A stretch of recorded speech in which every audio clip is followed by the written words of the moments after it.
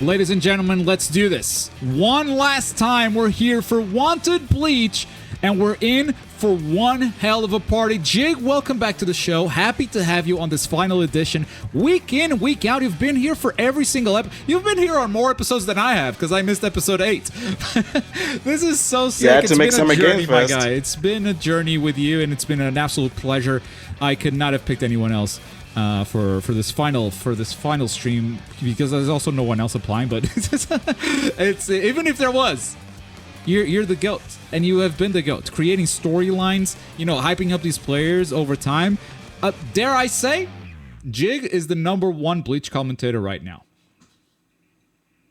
Now and forever, I'm sure. I really appreciate that praise, G-Man. Thank you again for having me on. No better place than the finale. 10 straight weeks. How deep have we gone through this tumultuous top-level violence that we had?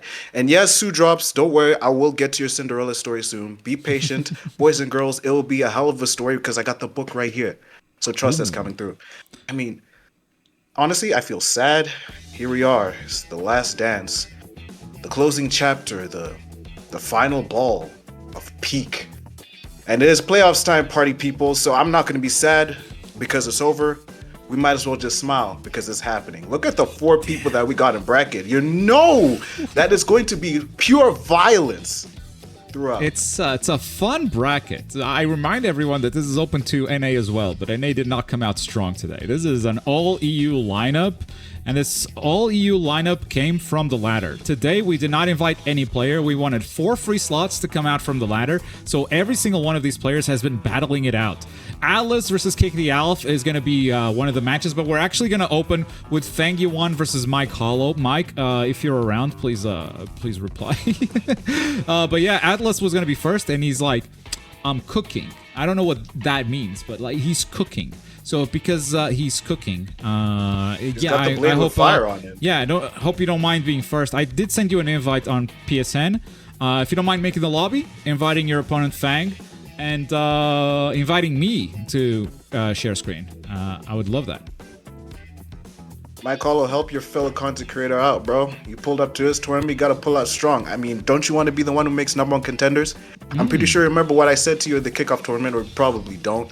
Because I'm not gonna lie, I don't either. You switched to Kayan, and I flexed you for the Renji. So this is a whole different you.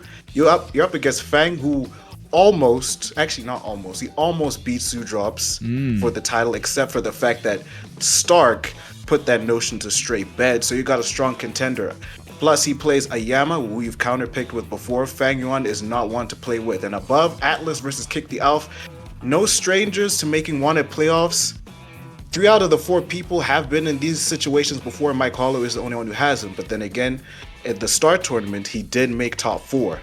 Our last Wanted in the Bleach ladder has finally concluded with these final 4 fighting to fight the final champion in the final championship match come night's end. Atlas, Kick the Alf, Fangyuan, Mike Hollow. Boys, better make this count. Yeah, we are... Fangyuan is the player I met on Ranked and introduced him to the AGC. Damn, and now Mike Hollow, you have to fight him for a chance to go into the finals, for a chance to claim the final Wanted title. Right now, SDrops is sitting pretty with a 52 million bounty right there. Will he increase the bounty, or will the bounty go to someone else on the final Wanted? The bounty, of course, refers to the amount of money these players have won playing in Bleach Wanted, and right now the prize pool sitting at $14.15 already, which is beautiful to see. We got 32 codes left to claim. If it's your first time here, here's how Matchino works. You do ! Matchino in chat. It's also the pinned message. You go to that link and you press that blue claim code button. That puts money into the prize pool for free. Can you believe it? It is free. It is actually free. Don't even need to create an account. It's going to ask you to log in. Just pick your Twitch account, your Google account, whatever. You don't make an account. Just log in with whatever you got, and that is going to put money on the prize pool for free if you guys just do those simple actions. It takes less than 10 seconds, for real. 31 claim codes left. That means we need 30 of you guys to do exactly this. Look at that. Look at that prize pool increasing. thanks to your generous claims. GD Tornado, Very Loco, Takuya, Thomas, thank you so much for claiming them codes, and hopefully you guys keep doing it throughout the show. For now, folks, it's time for our first match preview. The first of two is gonna be Mike Hollow, content creator fame of Tekken fame, and clearly one of the top Bleach players since the very first tournament, and right now man has grinded ranked. He's actually, I think, top 20 in the bracket right now, going up against Fangyuan, who also made main card last week. Bro has actually been close with a very strong Byakuya. Let's see how he does against Mike Hollow. Mike Hollow, actually the player that brought him over to Wanted. Oh shit, that's loud. Hey, business is booming, volume is booming, and so will this match eventually be booming. We got teacher versus student by the sounds of it. Mike Hollow, Fangyuan, and he's starting with this counterpick, Fangyuan. Instead of going with the Byakuya, he goes all in with Yamamoto, someone who Mike Hollow actually knows how to play himself. Yes, sir. He actually started with Yamamoto, and Yamamoto got some interesting changes this patch around. But I am actually not sure if it's a buff or a nerf. I've heard both takes, but maybe chat can clarify on that. I'm actually going to take this time to read some patch notes and make up my mind on this. I think this patch has been so big. I don't know about you, but I still don't know where everyone is at this moment. I still don't know everyone's patch changes. You might have to make a whole new tier list by the time this patch is over and you get to the next DLC character. Could you imagine Yamaji is back to being a top player? I mean, a top character for that matter. Ooh, bro tried to challenge on the flow state install. Bang, you should know better than that. Oh, and the DP follow-up. Back on this Yamaji stuff, bro. I'd say that everybody thinks he's back to being strong. Not as strong as he was in Vanilla because that was just messed up. But heavy tilt right there. It's restored to its former glory. The only thing that beats it out is DPs like that. If you got invincible moves, you don't have to worry about a Yamaji mix-up. But back on hit and on block, he's restored to being that same top captain who just made sure that nobody had their turn back. Mike Hollow on the offensive though, and he opens him up. He's got a really strong lead, and he starts the evolution despite winning. So much for comeback mechanic.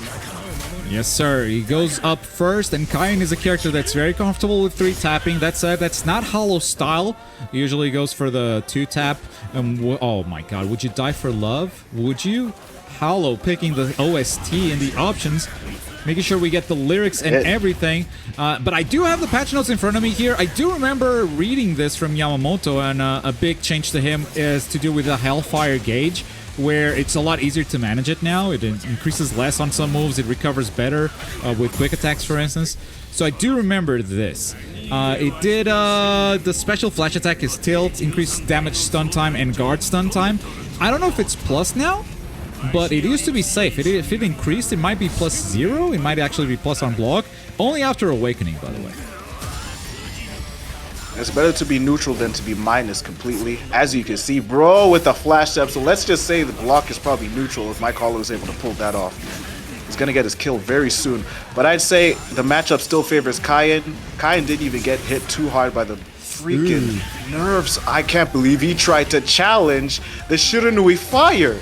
So now it's a one-touch for Fangyuan, even though he's nowhere close to sublimation. The Kain wave, it forced even Mike Hollow, who played this character who's like a ghost of his past, to join in on the fact that if you want to win, you pick the guy with the flow state, the new superior waterbender, where whenever he buffs himself with that, all his buttons are better. Longer reach, bigger damage. Just don't whiff like that or else you might get exposed on offense. Reset follows him with the flash step. Heavy till smoked. Is this enough to kill here? Flash step combo didn't do the job, but the follow with the heavy tilt will. There's a kill for Fangyuan. Look at how much work that tilt is putting in. He gets the hit, he gets a free combo, he gets the block, and I think it's plus frames. I mean, he's doing... so Hollow did a flash step, he did a counter there, which means, you know, it's not a true block string. There's a gap there.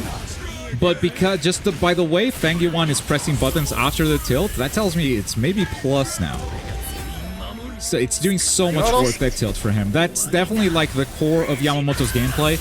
Kind of feels like a return to form from how the character was previously. I always thought it was a little bit over-nerfed. Of course, like, you want to get rid of the infinite block string on the tilt, and they did.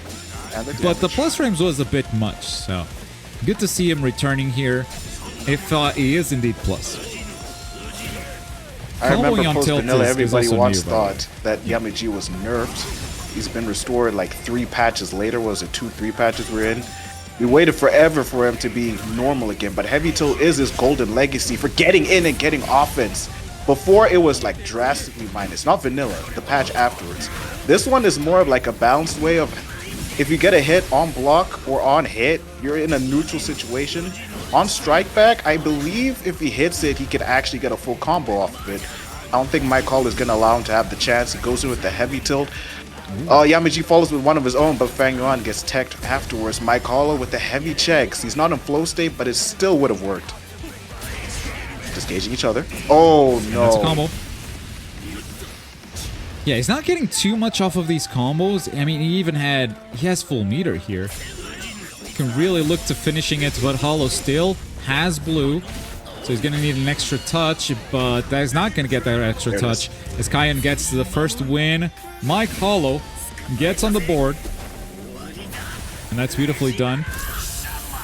Nejibana. Fresh and clean.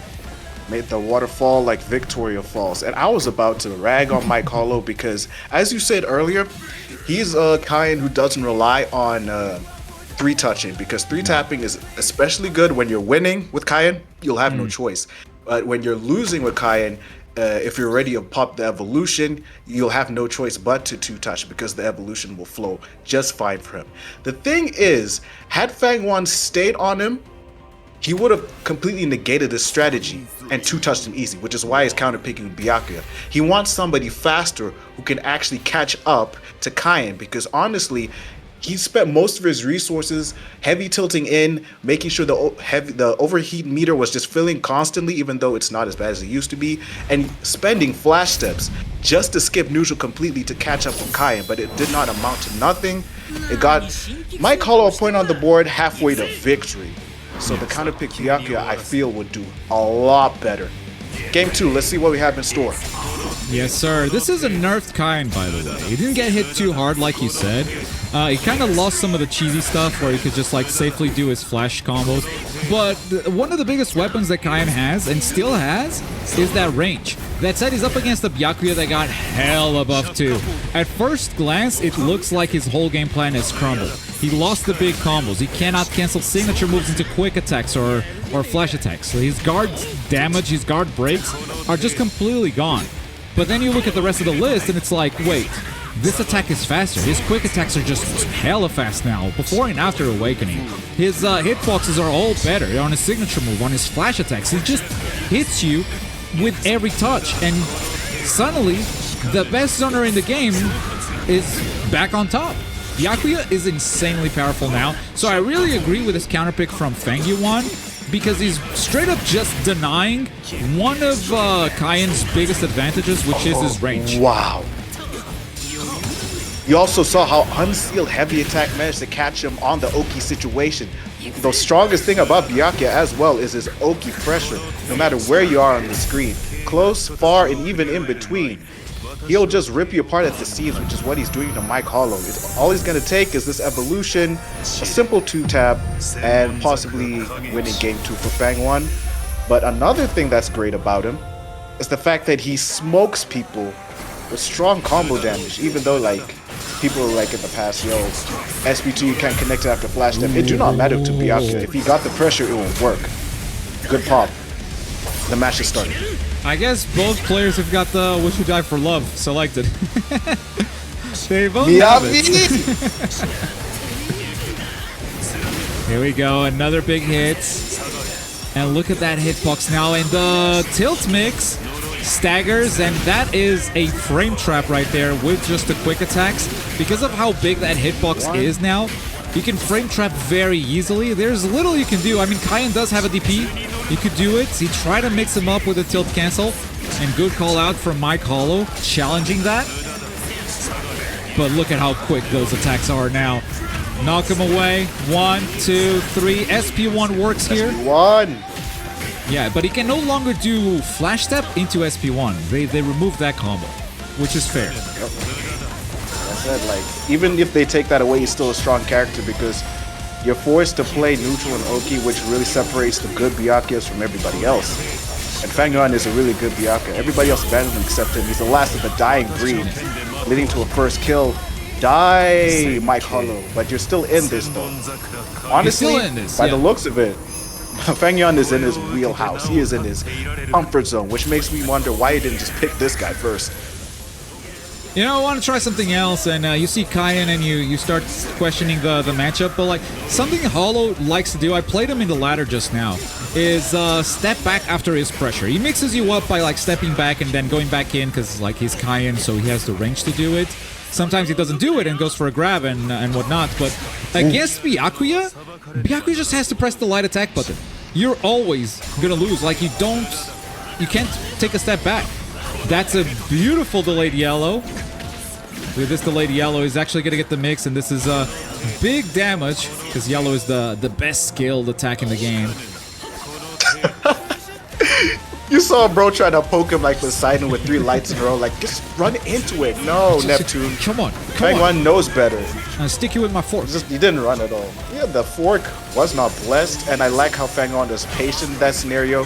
He could have tried a light, but I feel like it wouldn't be fast enough to catch him. But definitely Mike Hall is going for a soul break. Didn't even need to waste time. Empty flash stepping dash in. Second time, he's too far for it, but he goes in with the heavy tilt. Bro, let his guard down. Bro, gave Hollow a kill. We're on even Stevens to see who wins game 2. And Mike Hollow, once he wins this, he goes right into the finals. This is semi-finals so far. First to 2, Fang won't have a second chance, and he's been playing so strong in early game. But Hollow is trying to steal it back for the mid game as you transition to this end game. All these lights, you still have to soul break, buddy. Byakuya doesn't have a 5 and 6. Yeah, he's gonna need a soul break, but guess what? This is Byakuya, and Byakuya is very much capable of that soul break quick as he pops that SP1. He has another in the pocket. Next combo might actually kill. Uh-oh. For sure. Actually, sometimes SP1 still sells him in the damage department because of scaling. I don't understand why. Double throw! But Fangyuan still got the upper hand of that exchange. He can definitely do it after an empty flash step, which he's not going for. Goes right into Sig because he knew Blue got smoked! Blue got smoked! 1-1 ties it up. Byakuya still counters blues. You still cannot do it on his signature moves. Fangyuan guarantees that. I don't know how he won that exchange after whiffing that throw. Like, that was the moment that defined the end of this match. I thought he threw. I thought he straight up just, like, threw the game. But there you go. I mean, he threw because he tried to throw. That's for damn sure. It was a similar scenario you saw that he did in the last Wanted we had. It's a bad habit that Fangyuan hasn't shaken off yet. The first reflex of a punish he goes for whenever he sees a throw whiff is to do a throw himself, but not even like a held throw. He does a tap throw, knowing you won't even have the grab rates. This isn't like Marth and Smash where you just vacuum somebody in. It don't happen like that. You gotta hold it to go in. But your better option is to just go for strike, because what are the chances that his guard is gonna automatically come back for the throw? But back just like to the old reliable. Yeah, I knew this was coming. I knew, like, Mike Hollow is a very solid player. He's been playing this since day one, and he has good pocket characters. If he's picking Renji here, is because he believes in the matchup. Flashback.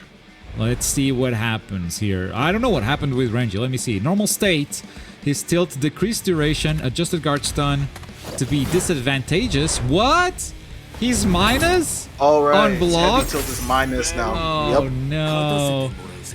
Signature move increased cancelable time, damage stun, and stun time. Okay, so his signature move is stronger. SP1 has more invincibility at the start. And yeah, he lost L2 cancels, obviously. So that's minus now, huh? You just press buttons after the tilt. And does he making know, sweep strong is a weird flex. He's already going for the sweep tactics. Oh, there you go. Oh, he seems to. Yeah. But Mike Hollow is playing Renji gameplay quite well in this game 3. Backdash immediately into sweep because he knows Byakuya will not have the speed to challenge him from far. Had he been Bankai Ichigo, despite Bankai Ichigo not being strong as he used to be, but he still got speed, or Soifon, then that strategy would be extremely difficult for the Renji player. But he's playing relatively well, except for the fact that he forgets that heavy tilt isn't safe. Blue might have sold him this early, but he's making sure to get all the damage he can with all the flash tips he's putting out. I think Fangyuan, should he stays on his P's and Q's, it would make this a very, very hard time for Mike Hollow. Right. You still have to be careful with this tilt, by the way, because yes, it might be minus on block, but because it has so much range, you might be whiffing buttons. And whiffing buttons against Renji, a character that has such good range, might be dangerous. That said, I would be more worried if this wasn't Byakuya we're talking about. Good control though. Oh yes, he still gets a combo from... That's cool. Signature into tilt now is a true combo. He deserves that for sure. I'm not even being sarcastic. It's a really cool lick. I think a lot of people should get more mileage off the heavy tilt. Kyoraku. But it's great that Renji at least keeps it up with it. Almost got really Kyoraku got a lot of love damaged this match, bro. Kyoraku got so He much did, love. but before... Yeah, before it was rough. I'm just bringing back the flashbacks. It is a flashback. Oh, Die for Love is a constant awakening song. I was about to like bring it back. It's both back of on them, this bro. wrench. His flash attack, his heavy tilt over there. It's still got enough mileage, but it's just the story is less on block here, but more on whip. It's good. Made it look neutral. Put his guard up. Almost got a punish off it, but Fangyuan kept the pressure up just to get him all his damage. Doesn't have SP1 to extend, but he keeps him away from him. Social distancing forced to be practiced. Fangyuan teaching this boy a thing or two. Yeah, no follow-up there. Could have done flash tap if he chose to. I don't think it would be enough to kill, so I respect Fang's choice there. Delaying the signature move, and here comes a flash tap attempt from Mike Hollow. Getting back in that effective rangey range. You cannot press, but I don't think Hollow knows. Wait. So this is a full raw, no butter, no oil Renji without any testing in the lab. Rough. It shows. That's rough. Go read the patch notes, my guy. You read the patch notes. He don't need me to read it. He needs to test him. Does Renji still do that safe on block stuff? Just set the bot to jab, and if it don't work, then don't do it again. Oh, Fangyuan is consistently winning, though. Evolution, he killed him. He's not going to get the big Bankai type numbers because he hasn't even gotten his first kill yet. Playing right into Fang's hands, and this is why you were right to say it's smart that Fang held on to that flash step meter. With the reverse he has, he could just white and make it faster to sublimation before he even gets to a kill. He's still pressing Soul Break will come in, but jeez! Mike Hollow not learning! Adaptation, please! You gotta learn! There's the blue. That's actually good. He still got hits, but the blue knocked Byakuya away, and that is actually gonna save him here. But Byakuya is so far from sublimation. I think Fang is gonna need some time wasting. Here he interrupts it with a button this time. Doesn't even wait to block it. Pops the white. Follow up. And here comes the evolution. Here comes the Bankai. It's time to deal with a giant. Byakuya has an SP2 that could deal a lot of counterattack damage, but he's gonna do that once. So we'll see. Yeah, in case you didn't know, chat room, giant Bankais are completely powerless against counters, which Fangyuan is very smart against. Cashing out all your damage, sublimation was there. Renji falls, Mike Hollow falls, Fangyuan to the finals. You just died for love. Shut up, Byakuya. It did die for love, though. Fangyuan is going to move on to another finals in Wanted. I thought that was glitched for a second, I'm not going to lie. Yeah, there's some weird interactions up there, yeah. Got the Soul Crazy, went hella hard. I do not believe in that matchup now. With the minus frames, I mean, you can't even, like, do backdashing or use your range to trick the opponent into pressing a button. Not against Byakuya, not when you have more range than your opponent. So yeah, that is a crazy win from Fangyuan. Mike Hollow fought hard to be here, but Fangyuan is going to be the #1 contender here, going up against the winner of our next match between Atlas and Kick the Alf. He fought well, Hollow. But we still got a second half of these semifinals to get into. Alf and Atlas, not a weird matchup because it is one we've seen in the previous Wanted finals, the previous #1 contenders. But the Yama was Fang, who is a very slow and patient, slow and steady tortoise in the hair, winning the race type of Yamaji, as you already saw against Mike Hollow in that game one that didn't work out for him. Atlas is one who I feel is a bit more gung-ho than them. And against somebody like Kick the Alf, who knows how to check any type of character at full screen with his yoga stab, because he switched from Byakuya to Gin, he wanted a braver character to help him, and one who gets a cleave after a blue burst because he deserves it. This is going to be more of a fun balls to the wall, full steam ahead type of match, which I definitely look forward to. But if you really want this match to be way more motivational, no Virgil, you can still donate to that Matchino, because we still got a lot of claim codes that you can hit. 3 easy steps that G-Man told you earlier. Step 1, log into whichever account, like the Twitch account you're using right now for absolutely free. You just click that connect to Twitch and it's over. Step 2, take you to claim code for absolutely free. You will donate to the pot and it won't take anything out of your pocket. And we all win. Step 3, come back to chat, enjoy more wanted and more motivation for our players. The toppest of the top are here and they're fighting to become number 1. Yeah, it was also a good showcase of a lot of changes in this patch. I mean, Cayenne pretty much unchanged for the most part, lost some cheese. Yeah. Yeah, big buff to Yama, even though Yama lost. I think that was a good showcase of Yamamoto's buffs. And then Byakuya, just insane. Also Renji. Nerfs? Question mark, right? I think Tilt was such a big part of his game plan that I think Renji needs to be figured out all over again. And I guess Hollow still didn't have it, but his signature move got buffed so much that maybe the game plan is a bit more reliant on signature move staggers and whatnot. I mean, we saw Mike Hollow actually convert from signature into Tilt, and that was just a real combo. So maybe that's more of what he's looking for, more of that reward. It also has increased guard stun, so it's more plus. It's harder to punish, and it always dealt a ton of guard damage in the past. So yeah, Renji might still be a threat. And since now it has more guard stun, the follow-ups are not just a free flash step anymore. Maybe that's the game plan. And but you know, to be discovered, to be continued. Tamsoft can figure it out. Right. Second half of the semifinals, we don't have to worry about Renji. Maybe they can fix him by checking out whether they want the heavy tilt or the signature to be a stronger one. I think a start maybe to buff the pushback on the signature, because the sweep from close range could get you punished, but if you do it at far range, people could still punish you like back in the day, but it'll be really strong. It'll actually live up to the name of being a sweep because you're trying to knock away your opponent. But on the other hand, maybe they nerfed him because they didn't want him to be a frame trap stagger type character, and they wanted him to be the fraud that everybody thought he was in the kickoff tournament. Renji can be strong, guys. Tamsoft, bring him back to his former glory. Make Renji strong, especially Rebirth of Souls 2 if that leads up to that. Hey, semifinals 2. What do we got? Maybe he'll have a real Bankai by then. Oh, he will. Maybe. But speaking of Yamamoto changes, we have King Yamamoto himself. Atlas Sama from Spain going with Yamamoto versus Kick the Elf. Recently picked up Gin, and honestly, the best Gin I've ever played against. But we'll see how he handles this matchup specifically. Alf made it here with one loss in the ladder. Atlas currently undefeated. I think 6-0 was his record. And on the first semifinals, it was Fangyuan, who also was undefeated, I believe. And he's the one who advanced. Yeah. Let's see if history repeats itself for the people who go undefeated and go on to make it to the finals to become #1 contender. Atlas from Spain, Kick the Out from Belgium. This will be very fast. This will be very ugly. Because you can see, this Yamaji loves his speed.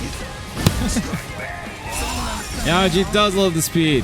Very plus on block. Atlas was feeding me the info from chat as I was wondering how the buffs have changed Yamamoto. The tilt is indeed plus on block. It actually combos now. It's a big change for this character. But Gin, it's all about that tilt. You see how far that tilt reaches? Broken out dash cancel it and mix you up. It's actually insane. Beautiful stagger. And his dash attack is still as strong as it used to be. I actually like how he slides diagonally when he hits me. Isn't that insane? Goodness. It's good. So Optimal. fast. It's technical. It reminds me of Mel. Like her chase dog cancels? Yeah, her chase dog cancels. She grabs you from so far away, and Gin is now kind of able to do the same, but it doesn't have to farm aura before that. You're like, boop, and then cancel, and then goes in and out, and big to your throw. It's a mix-up heavy character that has a ton of range. Other thing I love that Alpha is doing is Gin gets like extra damage off of the tipper of his sword moves. Like he's a Fire Emblem character out of Smash Bros. And he always hits the backdash after his throws just to optimize his combo as well as he can. Goes into evolution first. That's great for him. Absolutely perfect. If he's winning the race against Yamaji, he can prevent that sublimation double kill that he does, the 6 and 3, and he can 2-touch him himself. White reverses to reach it faster. I think Kick the Alpha is playing very well. Everything, all the cards are on his table. For sure, right now is absolutely got the advantage. And with that, that's a good time to say that I just started the prediction in chat for game 1. Sorry we didn't run predictions for the previous match, but here we are. If you guys want to bet some channel points, if you believe in Atlas, make sure to give me your support with your channel points. If you believe in Kick the Alpha, do the same for Gin. Yamamoto can be kind of a comeback character. He is capable of taking 6 stocks, so if he's behind, he's definitely capable of using those big comeback mechanics that Tamsoft has cooked for this game. A massive strike back flash attack from that range, and it was tippered too. Atlas kind of fell into his hands by not moving, but even though he is playing a fast dash everywhere type of Yamaji, bro doesn't have like shimmy type of moves unless he walks, and his walk speed is really slow, so you wouldn't want to rely on that, which Atlas doesn't do. Walks into a throw, heavy attack. He has meter to spend. He's got white. Should he use it, which he doesn't? Full yoga stab, does not autocorrect. Elevator tactics. He pressed the down on the elevator, or he kind of slipped down like it was an escalator, to be honest, to run into that yoga stab. Still great, still a 2-touch game, but Atlas can definitely still make a comeback. He should be halfway to sublimation to ruin Alf's plans altogether. Yeah, Alf still has a ton of health, but Yamamoto, as he reaches that sublimation, he's capable of incredible damage. That tilt is getting stuffed, though, by Gin's Big range. time. Great backdash. That came out a little bit late. Nope. Yeah, that came out a little bit late. You can actually combo the blue into his SP1. That's a whiff throw right there. No buff damage because that wasn't hit with a tip. And is going to run away and try to zone him out. Yeah, I mean, how do you chase as Yamamoto if not with a tilt? But if you tilt, he's just going to release the signature move. Oh, that's so sudden. Oh, that is true. That is very true, because Gin is more of a physical zoner. It's not like any projectile he can steamroll through. Gin built different. If you try a heavy tilt, as you saw earlier, you got smoked with any type of Yamaji button, and all this Yamaji damage, get your 6 stocks. Oh, you don't need that. He spent reverse for nothing. He actually has the 6 stocks here, but you could have just done 5, right? He doesn't need the 6 anymore. So reverse kind of wasted. Yeah, he just got sublimation, so that was definitely a lack of awareness there from Alf. Thinking he needed to yellow to get the big stocks, but he didn't need the big stocks anymore, it turns out. He is on 3 now, so timeout tech could be a thing. But you're so low on health that if you're going for timeout tech, I mean, you're just going for the win. Beautiful. Waiting for the flash tap, punishing that with a throw. Alf does not tech. And suddenly, what is that grab? Oh, what is that grab? Twice. That's 2 for flinching, big dog. Thank you for coming. The whole game, we didn't even need to talk about his overly gauge. That's how good that Atlas was at managing Yamaji tactics. Just not as much on the resource of reverse. That's rough. Yellow reverse might have been the reason why he just lost suddenly. He would have had an extra chance, but that chance was given to Kick the Alf halfway to victory. Yeah, would have had a blue right there on the kill combo. Yeah, kind of wasting a reverse can really sometimes just determine the outcome of a match before it's even over. They go straight into a rematch. Both players believe in the matchup here. Game 1 goes to Alf. Let's ask the chat if you can see a 1-1 coming up, or is it going to be a 2-1, a 2-0, I mean, for Kick the Alf. 1-1, yes or no, chat? Betting time is now open. Place your bets. It is 1-0. See if another Yamaji comeback will happen. 2 wanteds in a row. But this time, it's not first to 3 because it's just the semifinals. It is first to 2, and then it's over. Then we'll have both a number of contenders. Alf wants to be the one who proved that his loss in the water bracket was a floozy fluke. Maybe not. Yellow reverse worked well. The frame trap and the damage. This is the type of Yamaji damage you'll be getting in yellow reverse, not for base. That gave me vanilla flashbacks. Good start from Atlas. Yeah, yellow reverse starter. It just deals so much damage, and Alf really tried to bait any buttons from Atlas Sama there with the 2 flash taps in a row. He wasn't biting, and then just that yellow was perfection. completely glorious. Even better Shiranui, and the counter, great.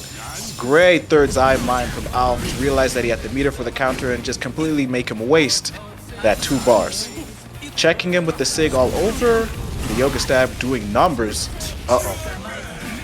Oh, is that? Am I still alive? You're still alive. Oh. Alright, cool. I actually thought power went on. I was about to crash. No Wi-Fi, no Wi-Fi. No Wi-Fi, but I mean like power. We're still here. Nah, he still got power though. We still got power. Apologies. I mean, I'm just figuring out if Yamaji will just sidestep at a random interval. Because I feel like sidestep should be a lot stronger. It would actually do better for Yama. Oh. Especially with getting on the Yoga Step. But it was just inching in slowly like it was a 2D fighter. Step, step, step, step, skip to my Lu into a straight light. Good job, Atlas. Yeah. You're playing like a turtle this time. Yeah, and it's working. I mean, Yama does not have a forward dash. You can only go slowly or use his tilt. So you kind of have to turtle sometimes. Evolution available on Gin's side finally. Goes for the grab, Atlas-sama, but great backdash here from Pick the Alf. Oh! Yeah, Alf loves this steps. Where's the armor in that? I don't understand the armor of this thing. What the hell? I'm surprised it even has armor period on that move. Right. Bankai time. Shoot him dead Shinso. Bigger range on every button that Kick the Alpha remotely press. So it means the matchup is even stronger on his side against the Yamaji. It do not matter if he's just going to whittle his way into S tier. Gin can be strong in his own right. It just takes a certain buff for him to be just put in an A tier region, but he's not even that high on the tier list. But Kick the Alpha is making a great argument. He's got to evolve now. You need to make your race and sublimation quicker so that you can get your 6 stocks, Atlas. Because you might not have a choice. Well, he might go for 6 stocks, or if things are going well, he might actually 3-tap. We'll see, because sublimation on Yamamoto does take a long time to reach. So going for a 3-tap is not a terrible strategy here. Especially like he's still got 9 stocks, he's still playing safe. Oh my god, what a grab. If that worked, he might have gone for 3. For sure. With this combo, Gin is close to sub, so he's not going to waste time cashing on damage, all that meter and that flash step. I'm pretty sure he's using that gimmicky tactic of wait until you have 2 stocks of that reverse meter, hit that blue shit Atlas get in on you, and ding dong, hello, is that an SP2 to kill you? Like he deserved it. Just wait for it, it might happen. Atlas dude got all that cash even though he hasn't spent too much on his heavies. Just as I say that, overheat going up. Cash out on Shiranui, so that is reset. He goes But for the blue comes out. Why? Oh. Combo. Damage. What'd I say? Why do you go for blue, though? Now, do we 3-tap or do we keep it to 2? I think he went in. I think he's actually going for the 3-tap. And that's probably because Alice is sitting pretty at 9 stocks still. You would have just taken 5. Wait, no, 4. Yeah, I get it. You're going... No, he's waiting, he's waiting. Think about it. Yeah, good. He is waiting. I agree.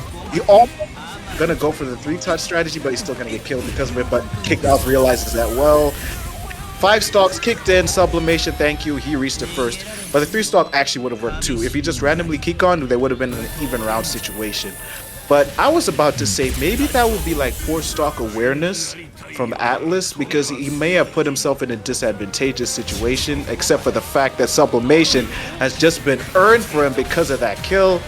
All he needs is a random kick on. Alpha's been put on the back foot. Yeah.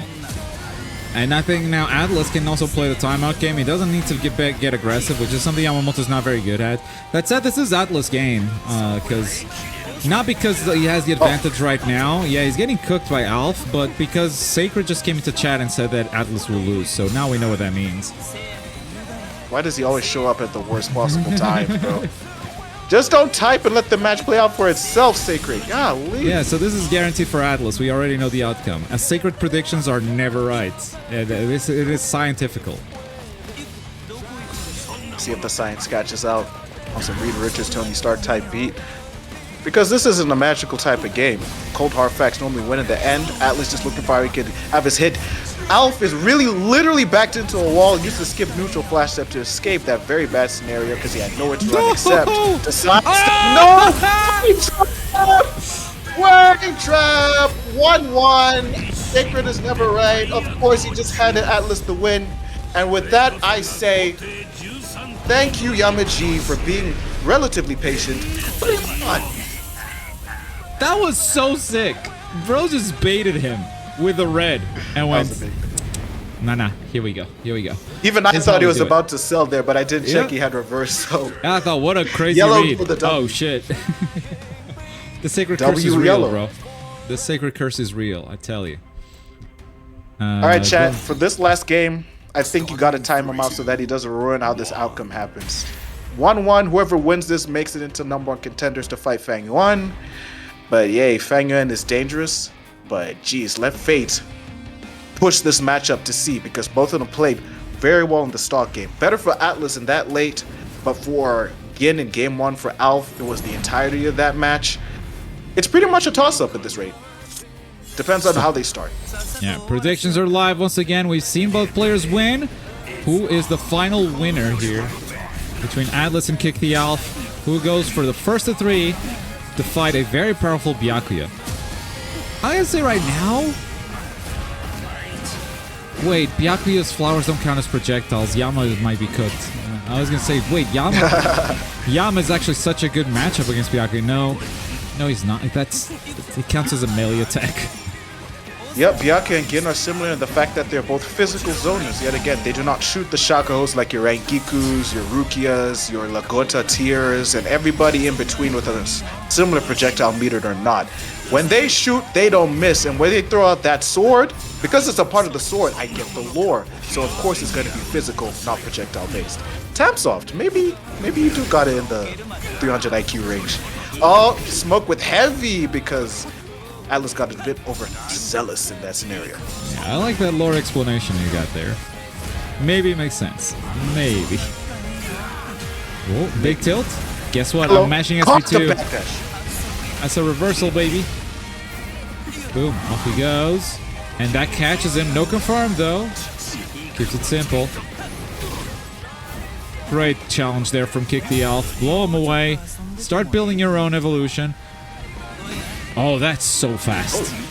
That is so fast. The yoga staff fake out. Great, he was gonna attempt to mix up, but I feel like Atlas wasn't too confident in his mix-ups in every chance that he had with the heavy tilt. And Alf was actually brave enough to take those opportunities. He went in on block. Alf immediately mashed on him with the light.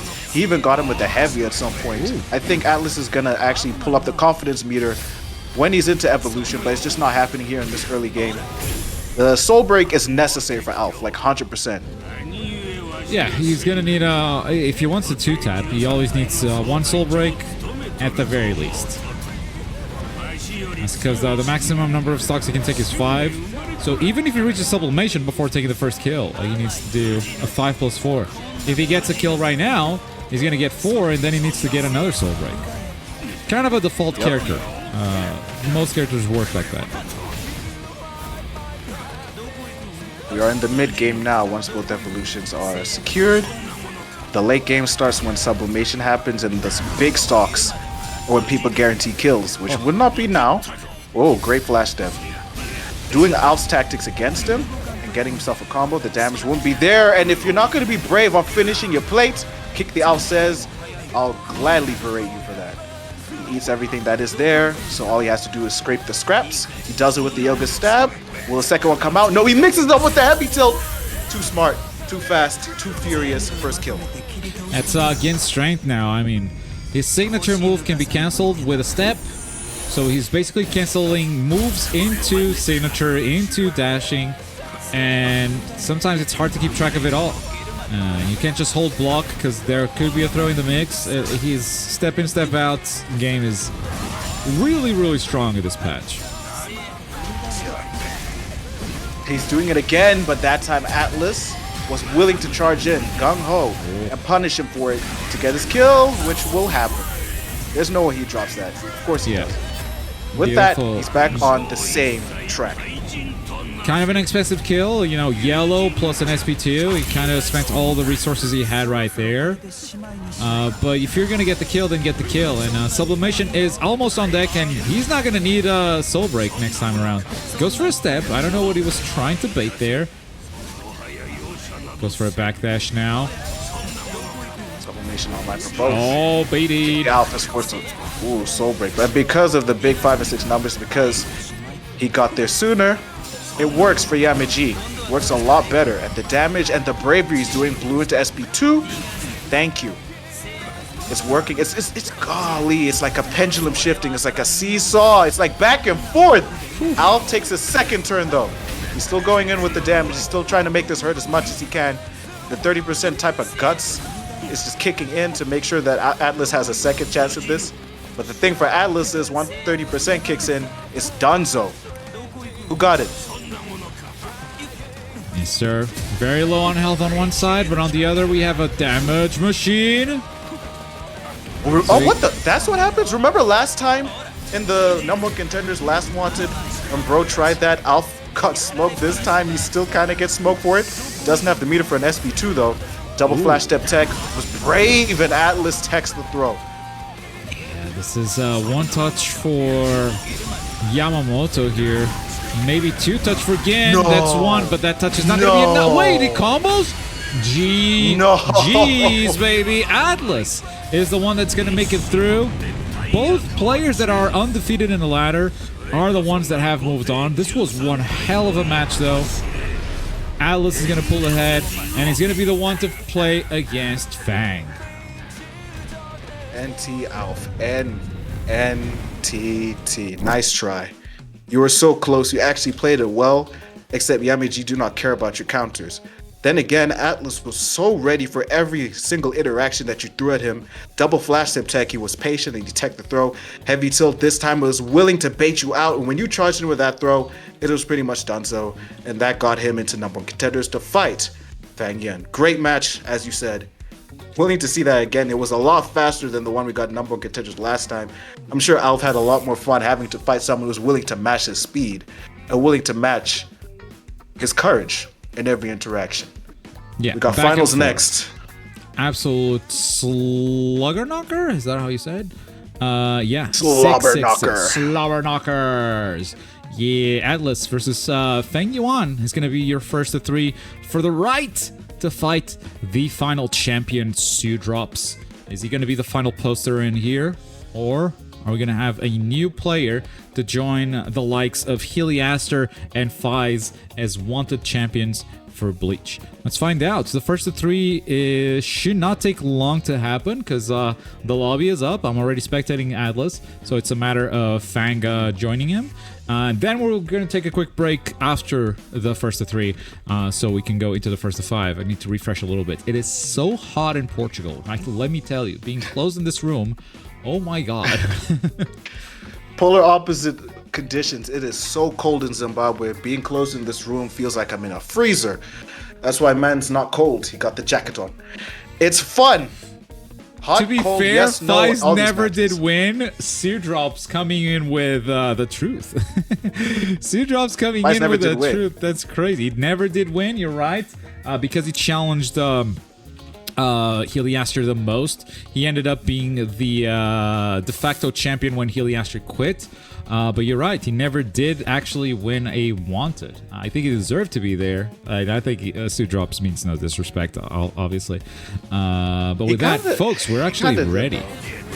He's just saying, I'm waited for the challenge. I deserve it more, but no disrespect. Buddy said, let's go, I'm better, let's go. We'll see. These two want to make an argument to end your Cinderella story. Look at the princesses we have. We got the head captain versus one of the captains. Atlas or Fangyuan, throw in those predictions who y'all got fighting SDrops in the final match of the night. Yeah, this might be Yamamoto versus Byakuya all the way. Interesting matchup, like I mentioned, but I think Byakuya's pedals are going to count as melee. We'll get confirmation here. Maybe the signature move doesn't, but I don't think so. I think everything is not going to count as a projectile, which means Yamamoto's tilt is not going to get through anything. It's just going to be cooked all the way. By the way, if Fangyuan makes it to finals, they better do the polar opposite of what they did in Wanted Episode 9, which you people should definitely go watch, because they went all random for a championship match for fun. Could you imagine gold imaginary belt sitting right in front of you and you play for fun instead of for glory? That's how much hype even our top players can have at a random interval. This time, he better go in with Byakuya against possibly his Kayan, or Atlas is going to go a full marathon with his Yamaji. But so far, it seems like Fangyuan, he doesn't have too many problems with this matchup. Not so far. Reaches the evolution first. Same soundtrack, okay. I guess they don't mess with Die for Love as much as we do have some chats confirming that it does count as melee. Immaculate was testing it last night, apparently. This is a big combo. Wait! Shout out Solo. Oh, Reset man. situation, and he still didn't win. Yeah. Atlas, good try. This is game 1 for Fang, by the way, because Sacred just said that Atlas wins game 1, so... This one is over, we can move on to game 2 already. Byakuya definitely taking this first game. We'll see what Atlas does to adjust. Our opposite day Oracle strikes again in Twitch chat. Atlas with the second evolution, so it would be comeback time for a 6-3. Unless... Sheesh! Nah, it's gonna be 3-6. You can't do anything after an evolution. It's just Byakuya's territory there.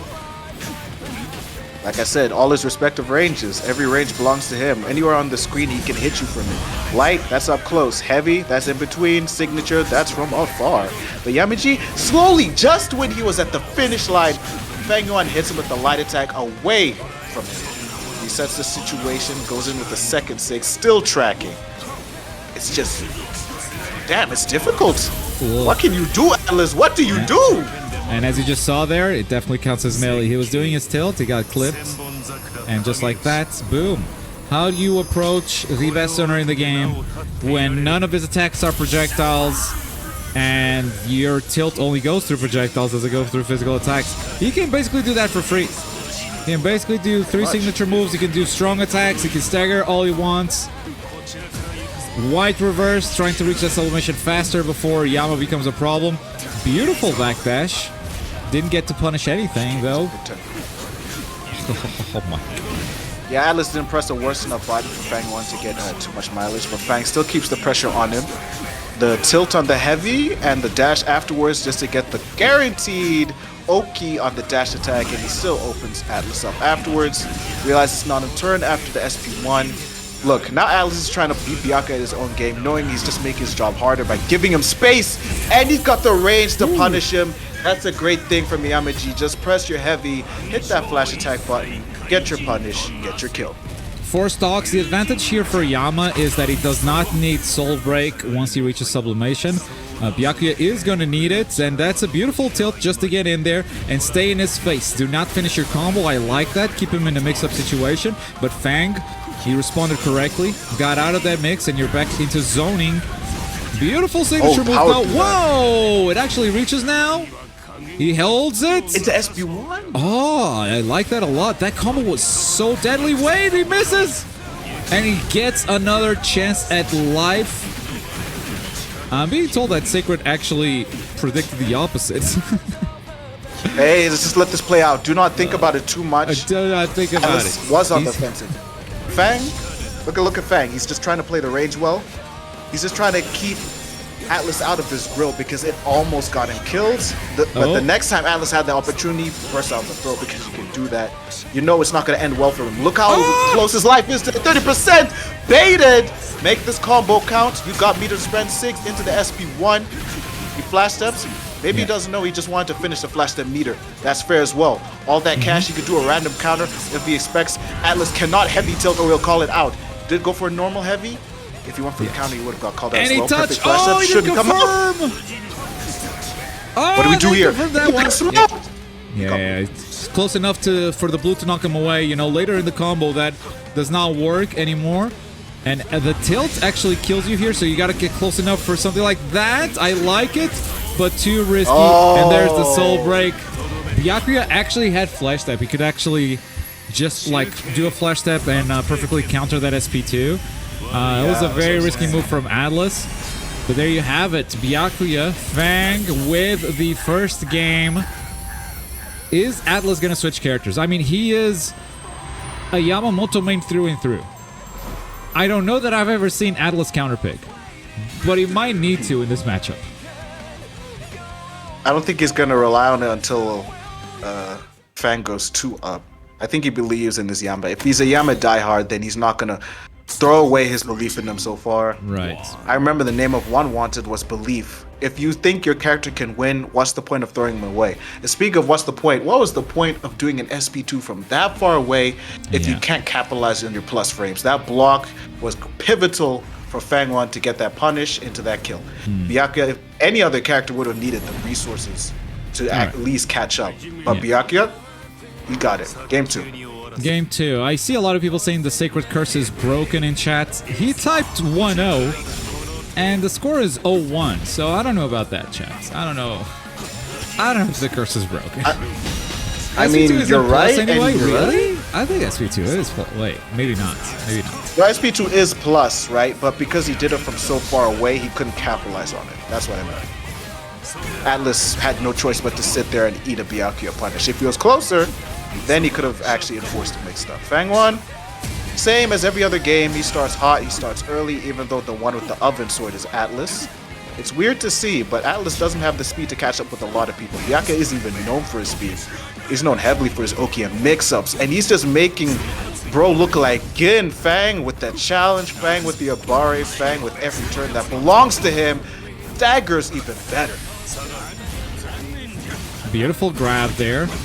Really good range, really great damage. Stays in his face, punishes that beautifully.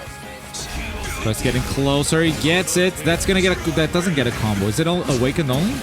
Maybe it's awakened only. Yes, sir. Oh, smoked on the throw. Strike beats throw. The combat triangle in full effect. Thank God. Fangyuan attempted the throw afterwards. Bursted right out with the great white, so we like it. We want evolution to be guaranteed, and the burst is as well. The moment he saw Heavy Toe was like, nah, no, keep that to yourself. Simozakura Kageyoshi is out. The boss character has arrived. And if you've been struggling this far, things just got a whole lot worse for the head captain Yamamoto. Quick attacks. Great challenge there. Whoa, that misses. Elevator tactics aren't with it. It's not like Nell who just snaps the same range. That's something they gotta fix in the second game if we're ever to be graceful to have one. The elevator gotta snap no matter what new button you press. But who cares? He still made on the same plane and he still got his offense landed, forced to block so much. He was at half guard, replenished it because he was allowed to breathe by Fang, and when Fang went in again because Atlas didn't take that space, his guard got whittled down again. I think Atlas is still gauging his opponent all over again, even though game 1, as sweaty as it was, taught him that Fang was just too good with the punishes, and he took the evolution opportunity to attempt to throw and steal his turn back. Look how much that hurts. Oh yeah, and beautiful combo conversion there. Goes for a full follow-up here. You know, could have gotten more damage with a follow-up cancel, but chose to go for the full follow-up, perhaps for the sublimation build. That said, that was the perfect calculation of distance to go for that signature move there, while Byakuya is actually whipping a button. With this game plan right now, I think Atlas is going to get the kill first, and Byakuya might just get a quick sublimation kill afterwards. That could be the move. It's actually a good way. Either way, it actually works very well from Fang. That is true.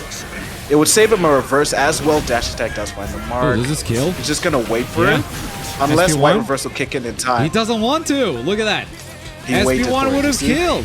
He wants sublimation. The white reverse tactic. He's like, look, I'll try to survive this. I'll white reverse for sublimation. If you kill me in the meantime, whatever, I'm chilling. I'm chilling because I get sub and I still have the advantage. That's beautiful. Watch his awakening he doesn't bar. want to kill. He doesn't want it. Look at that. Just a few more hits. Just trying to whittle down the guards just to get extra of that awakening bar. It's still not kicking in for him. Just a little more. Not enough for the guard. Just hold this. Maybe this will be enough. It isn't. Tries with the light. Atlas fishing for the kill. Sublimation kicked in. It's his turn, but Atlas got the hit right on cue. The throw that Fang was not ready for. It works well for him. 4 and 5 is definitely the wave.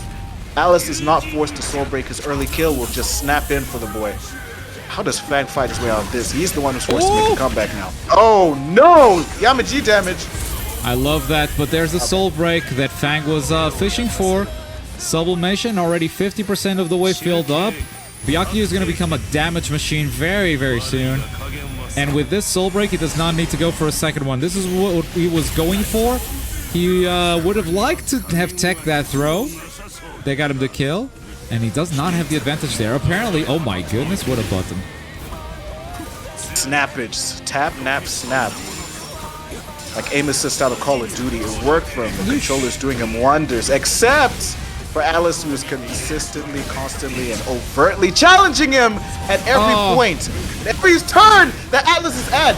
That was 3 times in a row that he read him to absolute dirt. And because of that flash step extension, he has no opportunity to go for Keycon. It's all on this next hit, second chance. SP2 gets blocked. Not close enough. It was the thing that sold him in the last game. Yeah, Fang needs to play this very safe and wait for his reverse meter to build up so he has at least one more chance with blue. He's got it now.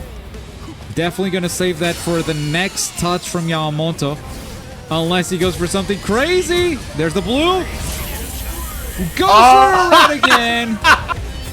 Somebody clip that. Keycon burst through your burst. It do not matter who you are.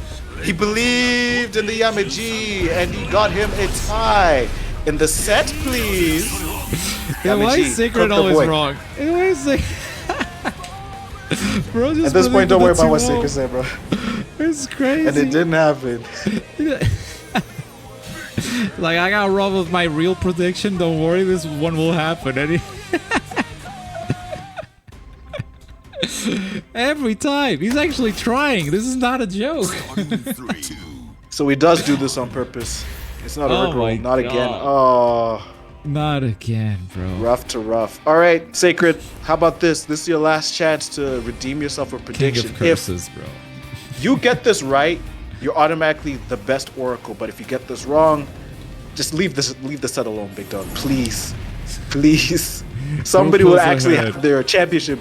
Somebody will have their championship dreams dashed if a wrong prediction goes down. But the rest of you can actually throw in yours right now. Game 3 locked, early tech, Atlas, obviously feeling himself after he read Fangyuan very great in the late game. How do we do better in the early game? I don't think it matters to him. Honestly, the last few seconds matter to the boy. Yeah, okay, my software crashed, so the score is not going to be updated for a little bit as I restart the thing, but it is 1-1 right now for Atlas. Who wins game 3? Is it Atlas or Fang? The predictions are up, and Sacred says Fang again. This is the final Sacred prediction. You need to keep quiet after this one. This is the final one. Alright, we'll see if it happens. Here we go. White reverse lock. Scoreboard resets himself with the throw Atlas with the great hit. But White reverse will save him. There's a punish. Great. And that's the tech that Fang actually loves to do a lot. But somehow, because Atlas did the throw perfectly, the whiff was great, and he got his punish. What happened? Oh, SP1 took it out. Not quite a reversal, but it comes out so quick, and there's that interaction that's been active since day 1. The throw whiffing on the SP2 of Yama is a very frustrating interaction for Yamamoto, who just completely whiffs the super, spends 2 bars, and gets nothing for it. I love chat being pissed off that they just voted for Fang after Sacred said Fang would win. You should have waited, chat. You're gonna lose a lot of points for this. Alright, chat, when will he win? Probably not. We see the dash attack. Fang is actually playing quite well, but it's too early to call it. We're still locked in the early game until Yama gets his evolution. You can't really open him up too well because he doesn't have the range to go for mix-ups. Right. And all that time Fang wasted trying to attempt his own mix-ups. Fang tries it, one off, punishes a backdash attempt with a throw and gets into evolution easy. He needs to carry this confidence over to the mid game. It would be great if he kept those reads that he had right when he knows his back is against the wall, but just do that all the time. Whenever you know bro's gonna throw out a sig, charge in with a heavy tilt, maybe you'll catch him. Be patient on the guard like you always have. You need to know to pick your spots, and he's doing it quite well. Oh my god, the increased hitbox on that, bro. Those flowers were not touching Yamamoto. They were not there. And yet... They need to patch that. And they did. They made them bigger. That's the buff to Byakuya. They just made them bigger. I don't know why he needed that, but the whole point of Byakuya is dip and dodging in the dead zones of his ranges. But he's not like Shuhei. There is no dead zone with this guy. It's supposed to be close, mid, and long, but these guys are like, no, just let him hit him at any range, bro. They're Byakuya mates, they deserve it. Tilt heavy flash does not work. The grab got tech. Atlas tries to take his turn back. And we even see, no, let go. Look, he let his guard down at the wrong moment. Fang thought it was his turn. And delay signature move there, trying to catch the guard down, but that didn't happen. White reverse is great. He's going to build a ton of meters. He's going to have sublimation now, and he's going to feel free to take that first stock. Not quite enough yet, so he has to stop the combo. Techs the throw this time. No, he got the throw. Not he didn't time. want it. Wait, he got sublimation. Just in time, too. Sublimation, bro. What? Bang, God loves you, fam. That's something that Hilly will pull off, just waiting and knowing that the next hit would just get you your dub. But this pretty much guarantees it, bro. Maybe Sacred might be right for once. But let's not call it so soon. Cutscene is so insane. Alright, the DP, that is... Sometimes that's a combo that's not this time, though. Because it really depends on distance. The signature move is going to finish it, though. Lady Luck on Fang's side. Well, it is kind of tied up now, if I'm being honest. As far as health bars go, everyone goes back to full health. And it is 5 stocks on Fang's side, but with Yamamoto's 6 stock capabilities, he does not need to get the soul break. And we know that this character is very, very strong on high damage. That was a real combo there. Oh, the clash is good. The yellow is also good. He does not have blue reverse. You're cooked, Sacred. You're cooked. Dun dun dun. You're cooked. Pack it up. Right when it is done. It is done. No more predictions from Sacred. You gotta stay quiet from now on. Oh no! What do people say in chat all the time? Put the fries in the bag, bro. I'm sorry, bro. Put the fries in the bag. I can't make this shit up. This is insane. Right when everybody was starting to believe in Fang, it all automatically goes in the dumpster. When Atlas believed in himself and got him one singular hit on one whiffed punish, and it was GG's on 2 interactions. 2-1, Atlas leads, match point to become the #1 contender in a Yamaji championship set. We'll be in for a long one for that first to 5 trust. Yes, Fang? sir. Counterpick Yama? Are you sure you want to do that, Fang? Because Byakuya is not the bad guy, bro. Trust, he's not the bad guy. Yeah. He's just taking a moment to breathe. He locks in the Byakuya once again. Do we see the 2-2, or is this it? Is this game for Atlas, and he's going to play against SDrops? That's the prediction in chat right now, folks. 2-2, yes or no? Let me know what you think. Sacred, every prediction from now on costs $10 on the Matchino.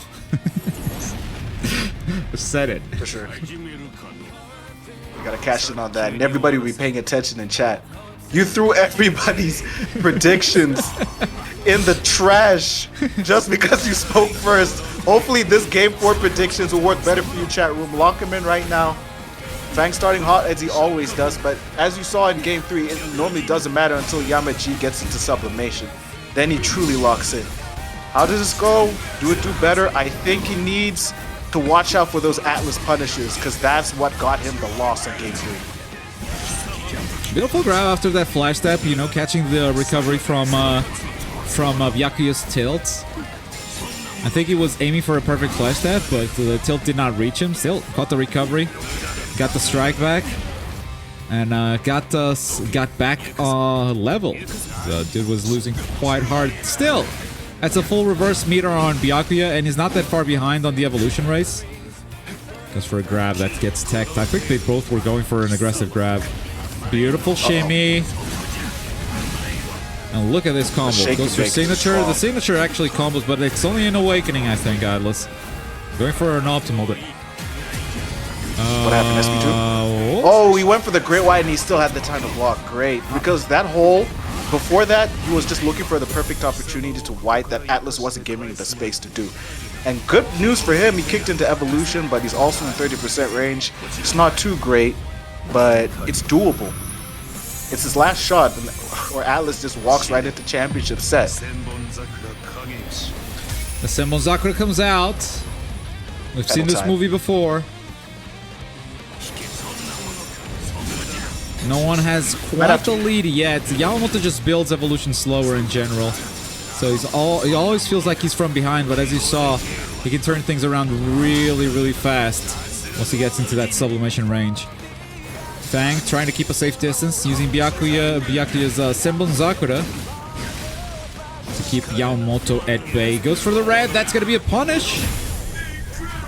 Evolution available on Atlas-sama's side. That's going to break this combo beautifully.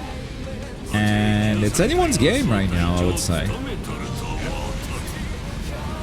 You know, I remember when people thought it'd be great to kill early at this rate and force a 3-touch because they just wanted to deny evolution. But that's when you already have a kill, you know? It's 2-touch or nothing with most characters. It's better that you just let him evolve and just never lose again. But Atlas is so strong in his reads and his neutral decisions are better, a lot better than they were in Game 1. We watched him change. Just look at that. Right on flash step, knowing that the dash attack wasn't coming and he had enough frames to pull that off. This is not Kira type beat, this is Byakuya type beat. Take every gap you can, which Atlas is doing. The Spaniard tries with the full screen sig, clashes with the heavy, and he still got the better of that exchange. Punishes his throw again. Fang needs to stop doing that. That's constantly got him the loss of in all those interactions and the loss in these stocks too. This has to be a hard lesson for him. Fang's definitely behind now. 4 stocks taken. This does get him closer to sublimation. So with sub and a soul break, he can get back in the game. But for that, he can't lose any stocks right here. And it's funny how Atlas uses his tilt and never presses on the advantage. He always plays it safe with something like a backdash. We haven't seen him like mash a lot after doing a tilt, which is very plus on block. He could do, but he's afraid of Byakuya's options here. Yeah, especially in evolution. You think he'd be braver to be considerable with his offense with plus frames, maybe mash a light attack, whittle down the overhit, and maybe get another mix-up, but he just doesn't. Because he knows Byakuya's counter options are too strong, which is... it's good awareness. But yeah, good news for him, his neutral is better. And brought it back right here with this sublimation, didn't lose too much health. Yamamoto still looking for his sublimation, he's gonna get it soon. But reverse on both sides. At this point, players are thinking of saving reverse for a blue, a combo breaker, because if you use reverse, you might not have enough to build it back up. You can also always have that threat of a yellow, you know, for a final mix-up. He uses the flash step. It is beautiful. What a perfect flash step there from Fang. Spam that cash. He's going to spend his SP meter every chance he gets. Gets the grab. That's beautiful. With the third pip of reverse, he could actually bet on the flash steps a lot more because he'll still have it to do a blue in the near future. Doesn't have to hoard all of it, because then if the thing whittles down when you already hit a blue, which he has to do now, then Atlas is probably going to call out his flash step attempt, but he doesn't. Thank you for coming, Fangyuan. The Norwegian is eliminated in a 3-1 victory for the Spaniard.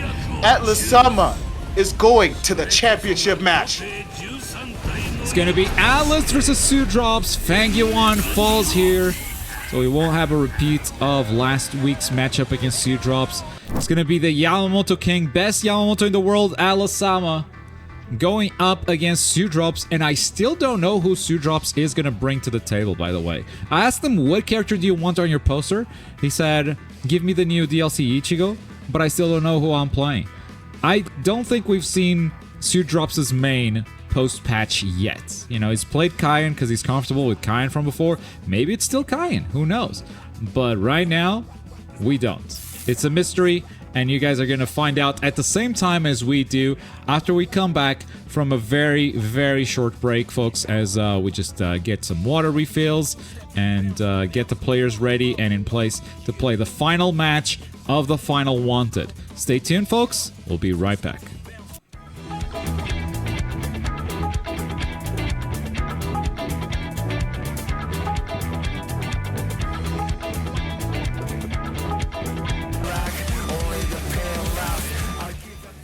Baby, welcome back to the party, your favorite weekly episodic King of the Hill Championship saga for its final episode is back on your screen. Wanted Bleach, of course we're going out with a bang. A little birdie told me that somebody who currently holds the Wanted title, who is defending it to make it the undisputed Wanted title and walk away forever the Wanted Bleach champion, wants me to read him a little book about himself. So I might as well take the time to do that. But beforehand, G-Man, why don't you tell people about Matchino while I get my book out?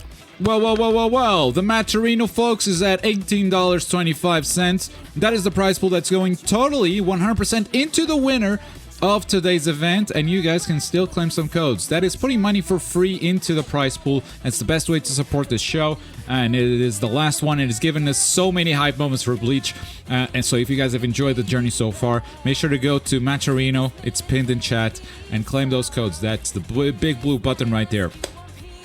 What you got for me, for free? For free. Oh, we got a great match, but our great champion who thinks he's going to walk away with the title since he is holding it, might as well tell you how far he got here because, fun fact, I believe SDrops, who was going up against the challenger Atlas, has never missed, like me, a single Wanted bracket ever. Damn. He only made, out of all of those, he was never in the playoffs once, and the rest of it, he's either in number one contenders or the playoffs. He only made my number one contenders once. And then the rest of it in this second half as champion. So gather around the campfire, children. Let me tell you a quick 30-second to 60-second story about SDrops. Do I need Cinderella music for this, or the Bleach music work? I don't. Depends on the next song. I don't have that button, bro. Wait for the song. I don't have that button. No, don't wait. That okay. Setup is not done. It's the same song. I thought it was transitioning. All right. No. All right, this will work. Once upon a time, gather on. There was a young princess named SDrops. Now, SDrops was a common child like the rest of you in chat. SDrops had big dreams of becoming a Wanted champion in the future. So when he joined this game, he met two other royals who he didn't know were royals at the time. Their names were Heliaster and Fies, otherwise known as the Franchise Brothers.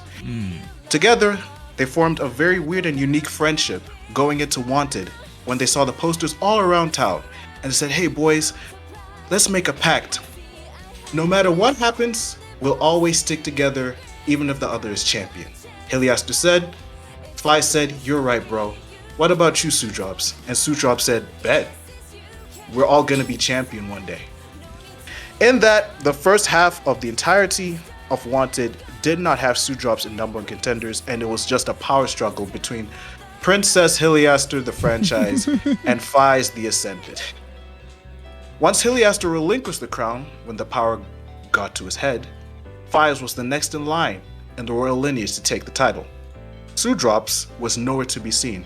That was because the entirety of the number of contenders he spent crying, wondering if he'd ever get a championship opportunity before Wanted never arrived in his town again. And that's when Fies arrived to him with a very inspirational pep talk. Fies came close to Princess SDrops and said, hey man, you're never gonna be Wanted champion as long as I'm around. Fuck. And he left. And SDrops looked up to the sky at all the stars and said, you're right. I gotta use my motivation to make you cry. The first time that ever happened, it was Wanted episode 6. The princesses were at the ballroom. Fies was about to be crowned. SDrops burst in the ballroom like, I object! I want to be the champion. Fies said, fine, if you want my spot, you'll have to take it from me. But little did SDrops know that he was playing right into Fies' hand. Fies wanted SDrops to bring his best A game so that he didn't just take the crown. Damn.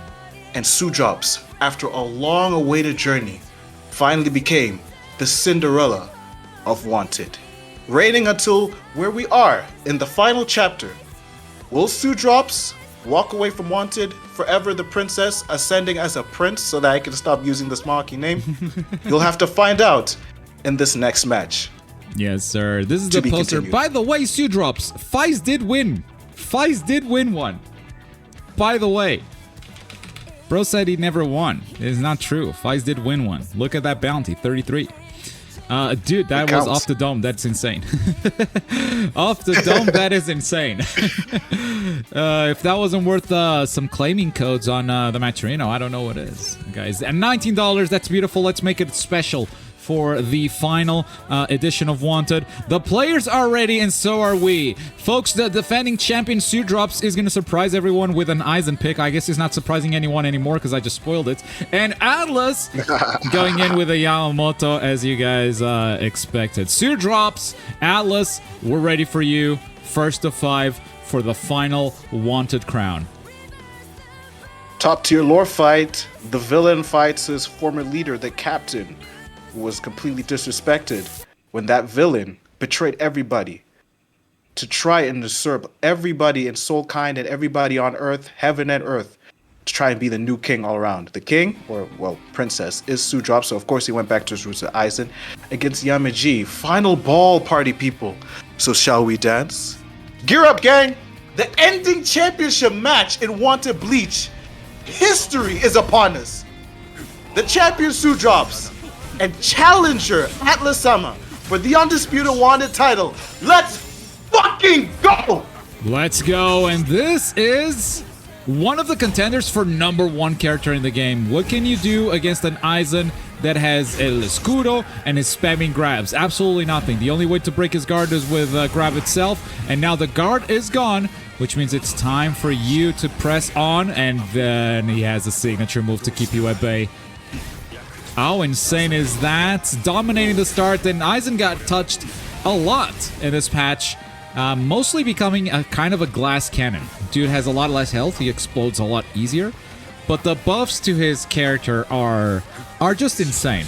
You're gonna see him build meter like you've never seen before. That unique gauge is just gonna climb, and his damage has increased as well. Because Aizen definitely deserved that kind of buff. Like he wasn't strong before. I guess he was just misunderstood. He's just pretty and misunderstood. El Escudo armor used it as a counter really great. You'd think bro was Sephiroth with that freaking Scintilla, was it? I think that's the name of his down B counter. But geez, already he's right into his worst form. The Shiesty get put on.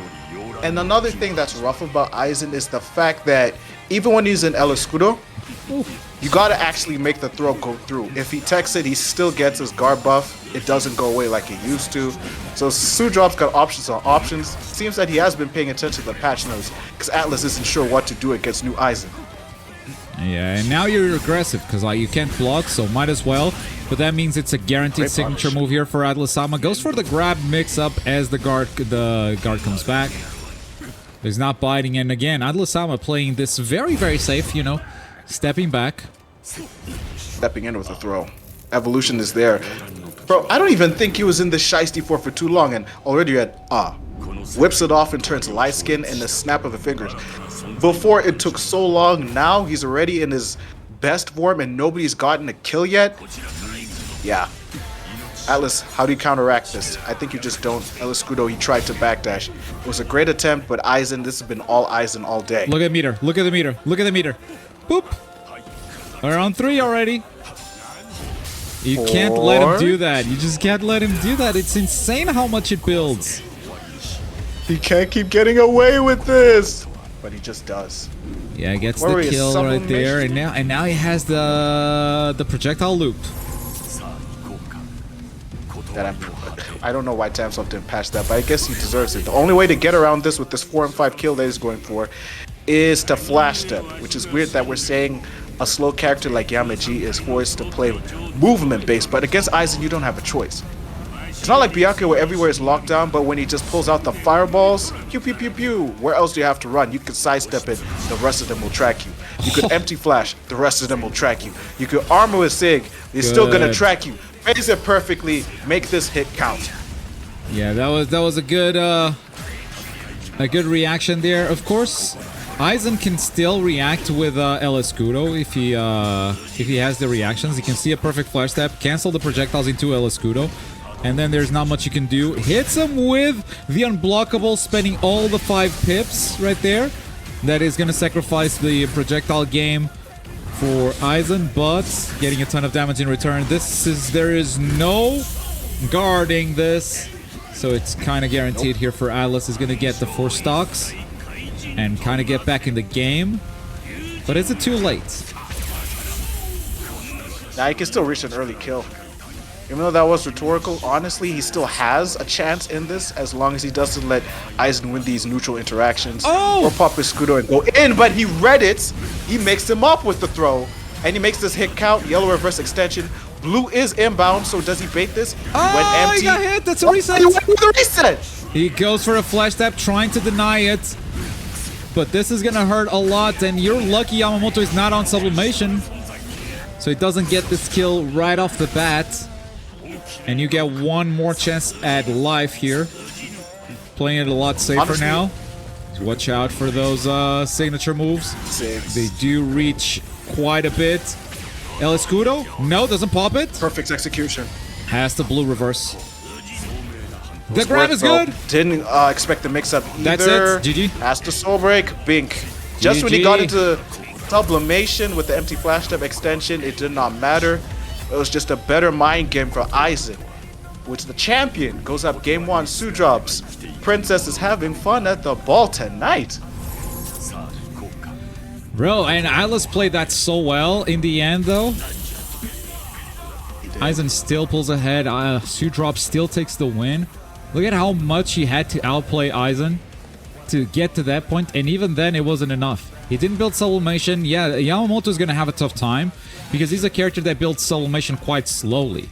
And being slow to build your win condition against a character that can resurrect and become an absolute boss character like Aizen can be very bad for your matchup. But Atlas is gonna believe. We know, like, he's been here before.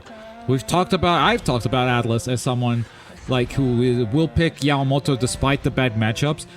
And I've said it during the finals. You know, I've said it against Byakuya, and he just came around and said, "Nah, this is the character I'm gonna play," and he took the win.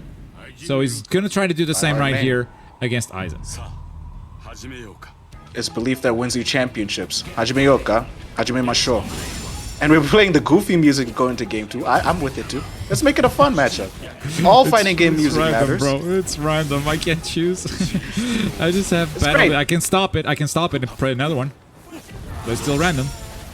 God, again? Dive we just back. had this one. It works. We just had that one. Okay. All right. Reaction I have the whole Scooter soundtrack gets here. thrown. What are the chances of getting the same song twice? Imagine. And we're playing. Okay, we'll just have to figure it out in the break because Aizen is still winning in the early game as he always does. What I do like from Atlas, how we played the late game. Oh wait, it's opening too. I love this song. Focus Jig. Sorry. What I do love that Atlas was doing in the early game that he did in the late game was react to El Escudo whenever he charged in with his own throw because that immediately negates it. Then Aizen won't have a guard meter whenever he could go for mix-up. The thing is, SDrops has no problem dashing out of the way should Atlas try his offense, so that it puts them back in a neutral situation. Scudo pops again, and he goes to throw. Oh! You okay? Now that throw actually hurt me on a personal level. He backdashed into dash in. The Fang tactic that I kinda thought was a bad idea because normally people had time to tech it. Somehow Yamaji's dash speed, which is kinda scuffed because it goes far but isn't fast, was quick enough to get the punish on Aizen in that scenario. I think it's pretty much a throw game for the both of them, but more Atlas because Aizen, if he doesn't tech, SDrops loses. That wide reverse is going to help him build the next step of the evolution quicker. Yamamoto still struggling. Get that cursor out of my face, please. Move, Miles! You're in the wrong universe. Yeah, the SDrops' party is full of people. Yeah, I muted everyone before going in because I think he's talking to his mates as he's playing. Oh, that's adorable. He's in a championship match and he has people in his corner. Yep. Yeah, you're Cinderella for life. I'm never changing that. Next Bleach tournament we have, should it be like Ultimate Burst or something, I'm still gonna call you Cinderella SDrops. Oh my god, the dash attack is good. Called it perfectly, but guess what? Yama's gonna clap back. El Escudo runs out. Bro gets the 4. And we've been here before. Ours. Indeed we have. Sublimation is nowhere near, but I don't think he has a problem with it with Awakened Aizen. He's just gonna stay with the same game he always has. See your El Escudo, punish it with throws constantly, so that when that happens, you're not giving Aizen space to lock you in the fireball. I love that Atlas is not giving SDrops his fireball loop at all. Not even trying with heavy tilt. It's Sig. That's his golden legacy. Close the gap slowly. Went for throw. SDrops was ready. Escudo's there. Another throw. Not close. He backed off. Atlas, he is on his toes here. Yeah, and now trying to mix it up. Here come the big projectiles. El Escudo's gonna protect him there. He tried to go for a big combo. Just barely missed it. And the heavy tilt legs on Awakening. I almost thought he was ready for the empty flash step, but Atlas was not. SDrops get his free punish. Lock him down. Oh, full range Sig into. Oh! You're trying to be fancy with it. Oh my god, it because that was the empty one. He still gets smoked. Oh! Kikon didn't land. It wasn't close enough. Still's gonna get it. Still's gonna get it. Incredible. It's time to take your stocks, Aizen. And whenever these weird neutral interactions happen, I don't even check the Awakening bar because they get panicky. What was it? 4 or 5? 4. Yeah, okay, Sublimation's nowhere near. He's just evolved.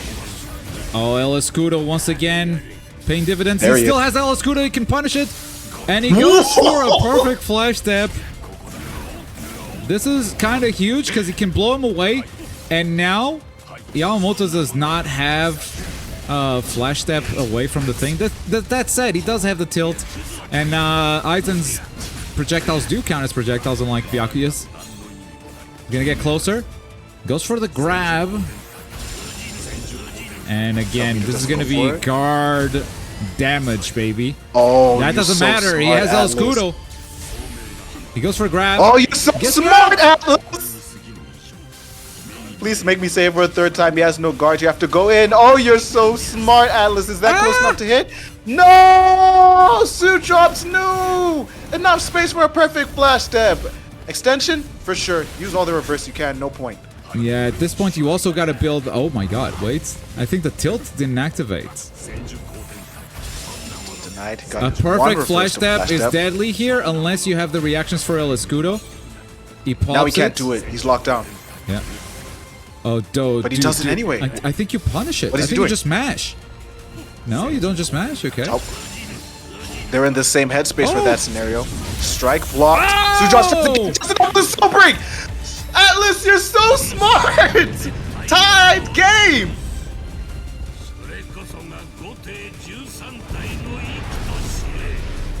Absolutely sick. Why is he not doing Kurohitsugi? I'm gonna say SDrops is not a day one Aizen main. He might not have that ready. And I think we've seen that with SDrops a lot. I think the man doesn't... I don't think he's the best character for any characters, you know? Like, he doesn't have all the tech. Never had. But what he does have is consistency and has game sense. And with a little bit, like 2 or 3 things that the characters do well, that's been enough for him to win Wanted after Wanted. I think that's what we're seeing here again, is maybe not having the full knowledge that a lot of Aizen players do, but enough to make it work. And if it starts not working, we're definitely going to see a switch, and SDrops has some characters in his pockets. SDrops has no problem at all playing the counterpick game. The matchup is all in his head. As a player, the guy who's holding the controller is the one who wins for him, which is why he gave up on Aizen earlier, which is why, again, I'm surprised to see him come back for the final Undisputed Championship match, here that we're in Game 3, because Aizen is slow, or at least he used to be before Glass Cannon Powerhouse showed up, and matching Yamaji's speed and power so that he can actually smoke people with constant damage and armor buffs.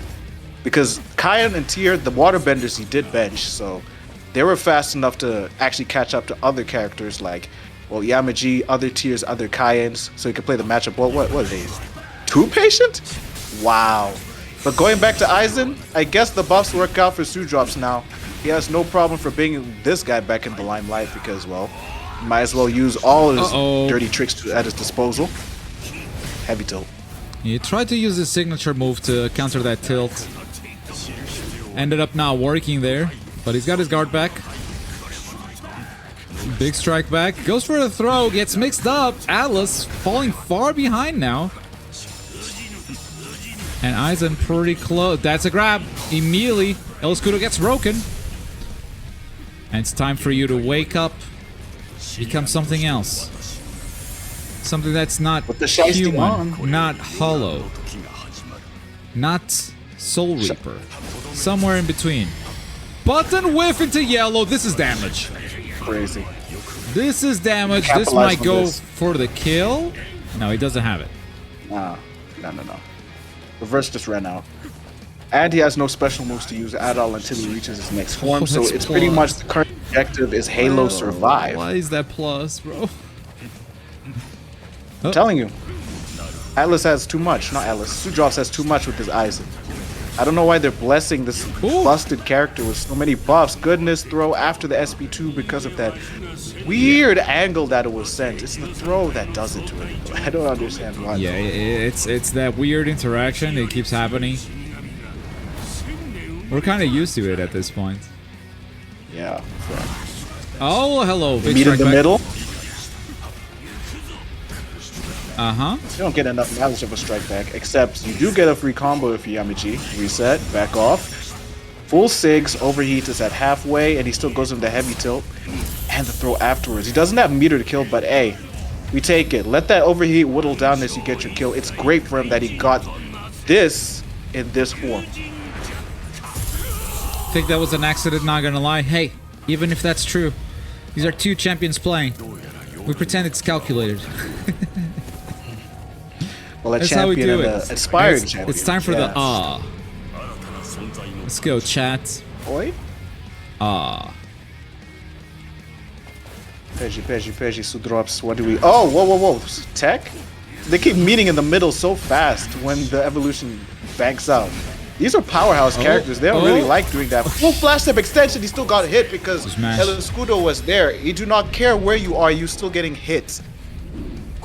Just mash. That's a 4. That's a 4. We all tied up now. 4 like Wendy's, halfway with the evolution on the Yamaji, so the next white should make his ascent to it closer. I'm pretty sure that's guaranteed. And he'll have to do an early kill, won't waste time with the full one. Finally the SIG hit. I think that's the first time that happened. But better was the throw from SDrops. The challenger goes in, half of the life gone. Oh, You went into overheat as well. Oh no, he's losing a ton of health. He wants to die, but guess what? Aizen does not want to give that to him. And with the white reverse, is actually going to reach sublimation. This is the easiest win of your life. No, he has it. Nope, you're dead. Yeah, thanks. Thanks, Tamsoft, for making sure the fireball's tracking no matter where you are. But then again, I will give the benefit of the doubt to the fact that he flashed step too early. And if you do it too early, the first fireball that hits you should determine where the rest of them go. So, I see. punish. So like flash stepping after the first fireball comes out and making sure the fireballs keep following that route, that would be a cool balance, yeah. But yeah, if you flash step and it's not perfect, you always just get hit. That's how it works right now. Because Aizen privilege, I guess. Why did this character get buffed again? I don't know. It's because he's beloved. They're reading, bro. Beloved? I don't think they're reading any of our feedback. I don't think they're reading any of our Oh, they feedback. definitely are. There's a lore. lot here in this patch that is like, no, that was community feedback, 100%. But this one makes me confused. So you think they're like listening to half the feedback and the other half they're just like toning out? Well, they're probably listening to a lot of conflicting information as well. But yeah, I don't think that was the right choice here. And this is the second time they've buffed Aizen. I think last patch also did it, so. Buff Aizen twice in a row. Like, I don't know. unironically. They keep saying it. They keep saying it, bro. We gotta find those people. Metaphorically, of course. Like, metaphorically. Alright, 2-2, we'll folks. Yes or no? What do we think? 2-2 on a set. On this first to 5. Where are we going? That's a big strike back. That's a big grab right there. Right at the end of El Escudo. As the guard gauge runs out. Extends the combo as much as possible and gets up to 50% guard gauge. Guard gauge recovers a lot faster now, which is another, like... It's a system change that buffs Aizen indirectly because of El Escudo, right? Yeah. When the meter replenishes, you'll just have another chance to do El Escudo all over again. He doesn't need to tie it to meter. If the guard is full, he can just do it. Well, you actually, got if the meter, guard just bro. replenishes, Look at that. El Escudo, free. Absolutely free. For free price, low price of $3.99, you can get a free armor buff for all but like what? 6 to 10 seconds, and you just wait it out. Then he does a fireball because he doesn't have flash step to get out the way. It just works well for the Aizen main.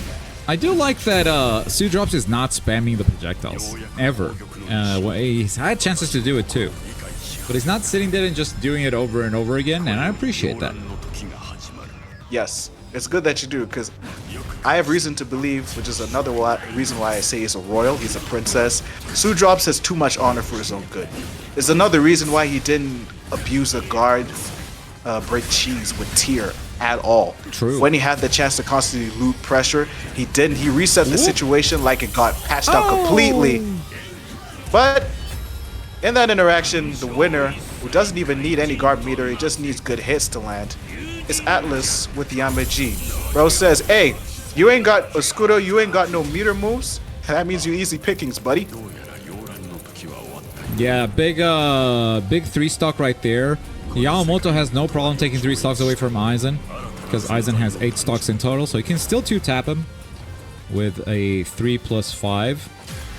Could do a 3+6 on anyone, but you know, you would need 2 soul breaks. This does not even put him at a big disadvantage. It's just he's gonna have to wait ages for sublimation to happen. And right, Chad, I did miss the should have called him out. And I should have done it for you. I thought you were gonna do it. Hey, can we talk about how overly aggressive SDrops is being ever since he reached this form? That's when he just decides to go in on anybody. It doesn't matter who you are. I guess that's where the glass cannon mindset comes in for him.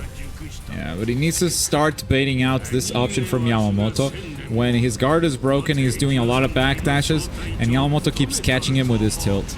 Of course, Aizen does have counters to this. He can clash with any of his attacks. He can also use his signature move.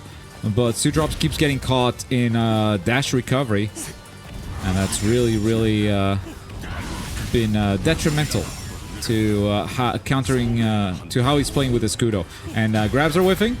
Escudo, another grab. No grab this time. Strike. Yes, sir. Go back, just keep just mashing. strike. Just keep mashing. You don't have anything to be afraid of except for a grab. 1, 2. Goes for it again. There's the 3. And there's a guard break, and as soon as I start praising him for, you know, for not spamming it, guess what bro does? Here's why everybody says Aizen is broken. Something that was already there initially made even stronger, like he deserved it. Atlas has nowhere to run, nowhere to sidestep, and certainly nowhere to flash up with no meter. It was still recovering, and he had no choice but to hold that. Doesn't his tilt work? It's a projectile. I guess the fireballs. Yeah. Tilt! I don't think he's willing to try it. He's walking right into it now? I don't think we've even seen him try it. It's not a projectile? Says sacred? What? No way, it's not. Dude, what? It's worth the lab. We are in the lab, so it's a perfect time for Atlas to try it out. He has nothing to lose. Full black box. Go away, Hiratsugi. Got reversed so he can make it happen. Nope. Flash step says bye-bye. Soul break coming in. Blue off of me. 2 pips, so you can't do the loop of fireballs burnout, anymore. Baby. Any touch. Any touch. Yeah.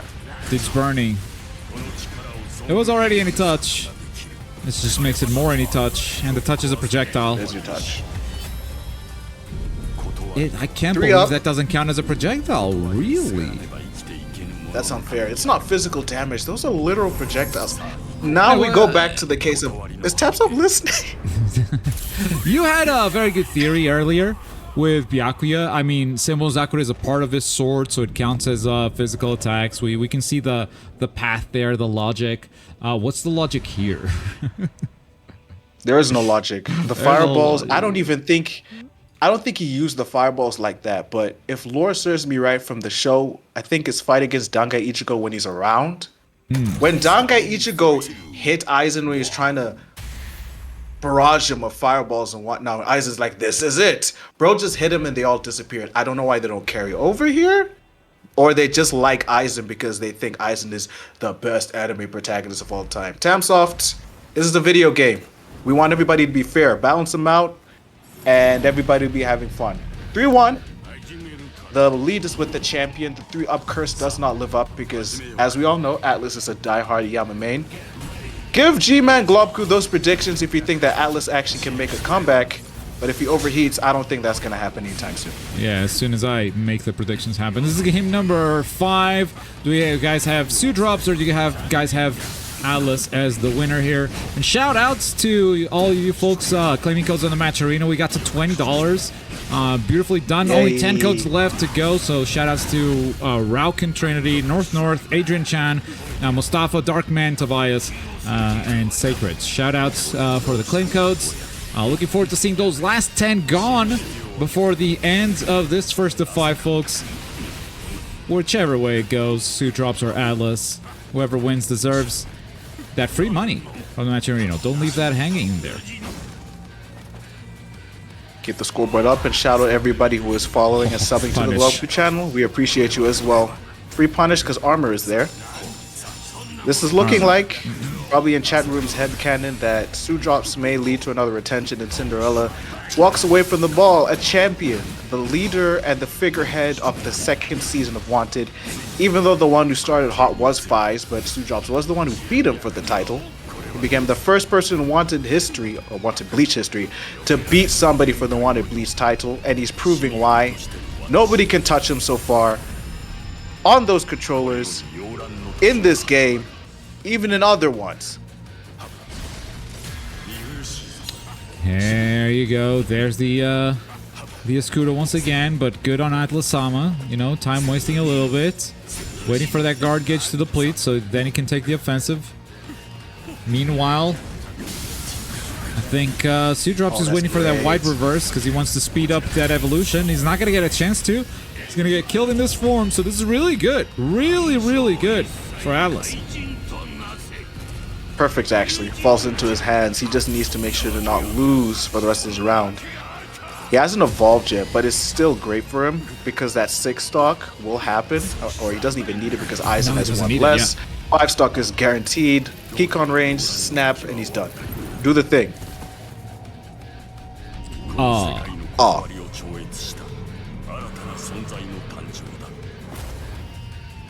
Yeah, what he said. Sidestep. Big lights. Oh, hello. Big strike back too.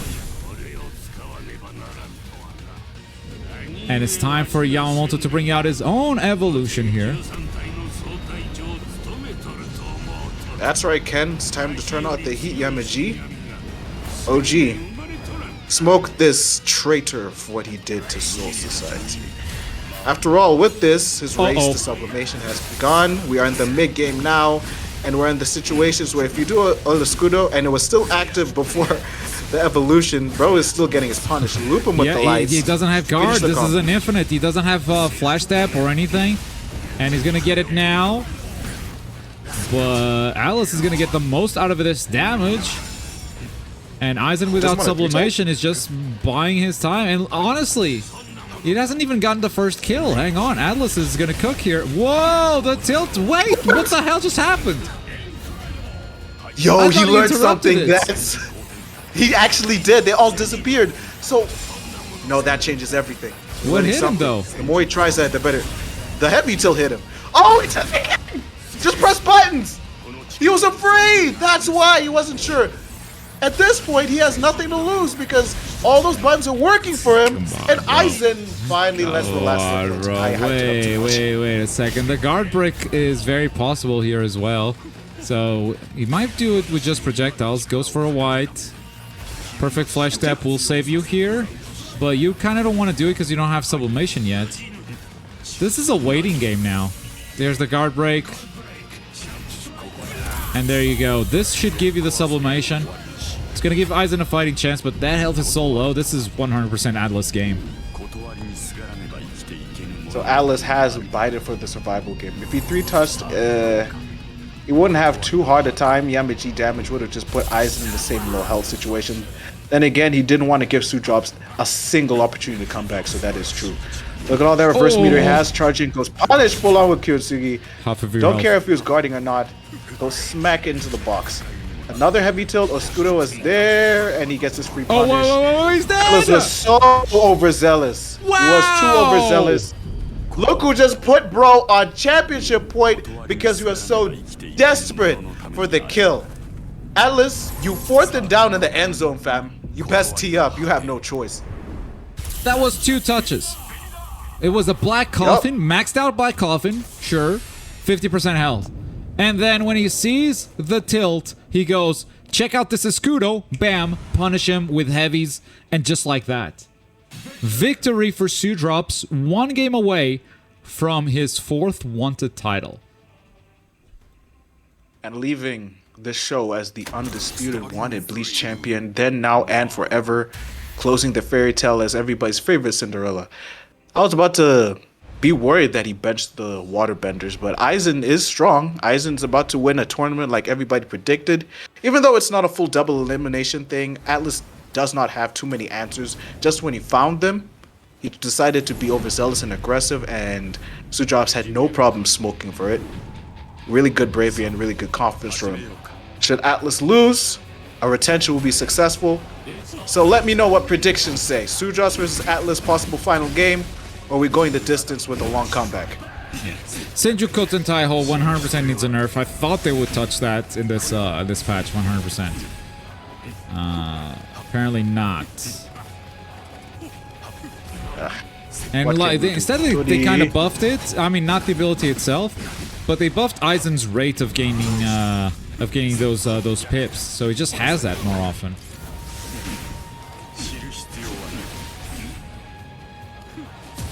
Soft Y. White reversed in the early game. Hello. The race begins. Double whiff throw. Nobody likes holding it because they know they might run into a button. The SDrops proves. Had that happen. Impeccable tech. Almost out of range for the heavy attack, but he still goes in with the double dash throw. Really great, Atlas. Keep the pressure on. And the rest of you hype men in the SDrops chat, please. Stop hyping him up like this. Alright, we got a black coffin. Just to bring us back a little bit. You know, it still makes form Aizen. Still not too strong. He's gonna go into his cocoon now. Before he becomes a butterfly. It's the Shiesty Sorcerer. Who's Shiesty? Bro, he's Shiesty. We sliding, baby. Pop white. But he's not because he's not gonna pop whites immediately. Just like this. Yeah, so that the race is fast. I think he does it now unless he wants to save it for unnecessary flash dance. The great white shark. Nom nom. Yeah, he definitely wants to evolve here before he gets any stocks taken. And that's how you play it safe as Aizen. If you get killed after doing then you pretty much guarantee the reawakening. And then yeah, it's a really tough journey for your opponent. That said, he should be good. Keep going. We tried to throw in between. Yeah, I mean, he doesn't have any guard. But the evolution pops. And just... Yeah, first it's going to be Yamamoto. Aizen's going to be next. Get ready, chat. You know what time it is. Might be the last time. Everybody's favorite word. So everybody got to do it. Pink. Ah. Ah. Aha, aha. The fight of the mid-game has started, and it's honestly with SDrops well. The Shiesty Soul Reaper held well. Stand proud, Cocoon Aizen. You did well with the Shiesty. Now love to see it not only spammed in chat, but seeing the names popping up in chat saying and it's all these familiar faces, all of these fantastic Bleach players. I'm really proud of what we've built here as a community through Wanted. Love to see you all, and I hope to keep seeing you in future events, whether it's in this game or others in the future. That's just beautiful. That just melted my heart. We family, like Don Toretto. We love y'all. Can't wait to see you in the big tournament that we have coming out, because I definitely am sure that main event Bleach gonna go crazy. SDrops is gonna be there, y'all gonna be there, and we're gonna have a good time. Double the hype and double the fun that we have here, because all the casuals are gonna hype you up as well. It's gonna be big numbers, it's gonna be big fun, big money, big everything. Look at SDrops and Scudo. Scudo is good. Is he not gonna make moves? Is he really waiting for sublimation already? For the first kill? Okay. Bro. I guess he is. He wants this over and done in 2 touches fast. Atlas says, if you're not going to take that real estate, I might as well. I already evolved. And should Atlas die the first time, sublimation is pretty much guaranteed for game 2. Yeah. Don't even give him the chance to shoot those fireballs. Really smart from Atlas. Shake and bake is perfect. Backdash in the heavies. Right into SP2. Extension. Heavy tilt wasn't there. It wasn't close enough. El Escudo popped up again. Here comes the projectile game. You can't even perfect flash step this one. Because what happens if you do is you're going to run into El Escudo. That's a blue. Oh. I like that move. No. I like that move. Let me tell you why I like that move. SDrops was going for a guard break. That blue made it pretty much impossible to get that guard break before your Escudo ran out. I think that was the play. But you kind of sacrifice sublimation for that. Kind of sacrifice his stocks as well. He's close to it, though. He's still gonna get it. He's just smart. Yeah. Big. You know what happens? One more touch and you're dead. Don't lose the 2-touch. Don't lose the 2-touch, Atlas. Be patient. He learned. You can see the adaptation. So SDrops decided to be with it. Great tech. Try to be steady with the aggression, steady with the crew. Goes out these shots, trying to be patient himself, but it's not working. Full extension. Sublimation, where are you? It's not even close. He has to keep going in. Through. Please don't be selling yourself. Ooh. Boom. Boom, boom, boom, boom. Nope. He started with a grab. That scales worse. That's gonna scale worse than his other starter, the heavy. He's gonna try to get close. Gonna try to mix you up. That's a big white, and the card is gone. Yes. Yep. Hit him. Kick on straight lives, up. But I don't know if we're gonna have a resurrection here. I don't think it's enough. I think Aizen is dead. Nice, close to that. It's close. It's gotta be close to spit drive. It's like 3/4 and above. Beat Alright, chat, we'll bully reawaken. No, it's close, but no. It's close, but no, he doesn't get it. Atlas claps back with a 4-2. It ain't over yet. It ain't over until OG say it's over.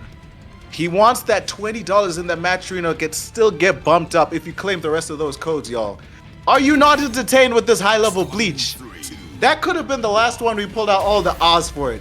But the Oz shifted to the final boss Yamaji. Like, hey, you want to play against me? I'm still in this though. 3 more games and the title will switch hands. I guess Atlas really does play when it's back against the wall. What do y'all think for this matchup, bro? It's game 7.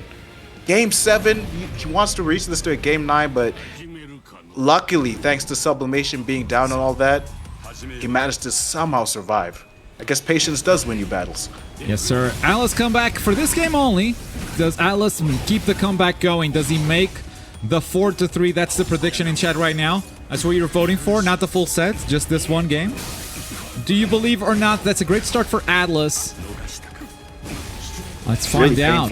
Hey, Trader really wants to kill Kasuya too. I think Atlas remembers. Why the hell would you let that happen? Everybody knows the gimmick if you're at this top level. Of course, Atlas. He's the top Yamaji for a reason. If he lets that happen, then they pretty much losing. He can just wait for it, though. Yeah, for sure. I doubt it. Oh wait, he just spent meter. He doesn't have to wait for it. He doesn't have to wait for it. He can actually get the kill here. Wait, delayed flash step. And SP1. Oh, no, he's going to go for a reset. Wait, he doesn't need it. Oh, no kill Kasuigetsu for you, baby. He didn't build it. Wait, maybe during the cutscene? I don't think he built it. Wait for it. I don't think he built it. Yeah, got him. You need 5 purple stocks? I didn't know that. I thought it was just full reverse. Oh, that's good. So it does need full resources for you to pull it off. That's good. That's actually good. Okay, it's post-patch. He needs 5 flames now. Yeah, that makes a lot of sense. Yeah, people have been saying that. I've been saying that since day one. Why is it so easy to just have full reverse, to just revive yourself and say, when did you think I'm not using my Kyokas to get to, and you get a free res? Shiesty on. The game is with Atlas so far. It's not like everyone ever did Kyoka, because we knew it was a thing, so we didn't go for it. But like, it straight up nerfed your chances of killing Aizen before that. And now he has an infinite here, but I thought the tilt from Aizen was actually plus. That's a perfect flash step for free if you wanted it, but didn't press the button. Goes for one, goes for the grab. Only narrowly. Yeah, great punish there from Atlas. Hello. It's time. Boom. Yeah, heavy tilting when he has guard meter is something that Atlas doesn't need to do too often. I'm pretty sure SDrops is going to always use the guard as a counter. Should he have it? I mean, it's absolutely there you free. He uses the other counter and he tried to yellow to beat it, but he got a blue instead because he was stuck in his stun. Yes, Good sir. attempt, Use that signature. He's finally using that signature on the Elscudo cooldown. It's time for It's still Atlas' advantage, but you know, SDrops finally found the button he was missing.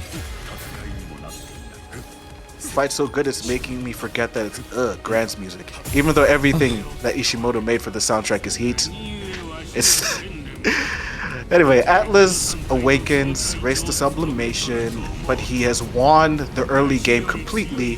He is dominating the mid game. We're halfway to see how this goes. Should Atlas get this next kill, which he could 3-touch, but nah. I think he's gonna wait for white reverse and 2-touch him straight up. Guard's gone. Yeah, now that's the mix. Do you go for the tilt, or do you go for something else? So Aizen has to respond with a projectile or the signature move, and the signature move is good here. He's gonna get the kill, and the thing about the signature move from Aizen is the more you counter, the more fighting spirit you actually build. It's one of the best tools for Aizen to build fighting spirit. It's just to tank stuff with that signature move. So even though Atlas got the kill earlier, we might actually see a revive still. I mean, he still has white reverse available. If he wants to go for it, he might actually get it. And Atlas is going to have to take 5 stocks now, not just the 4. So that's going to build even more. That said, he's still very far from it. And Atlas is getting closer and closer. That said, still has to wait for sublimation. Could be a safe bet to white here for SDrops, but he might want to play it safe and save it for a blue. Which is why he hasn't opted for it yet. Yellow reverse frame trap does find its mark. Big damage. This, I did not think he was going for that. Me neither. Empty? No. Knows that he's going to get punched for free. Falls with the tilt. The shot.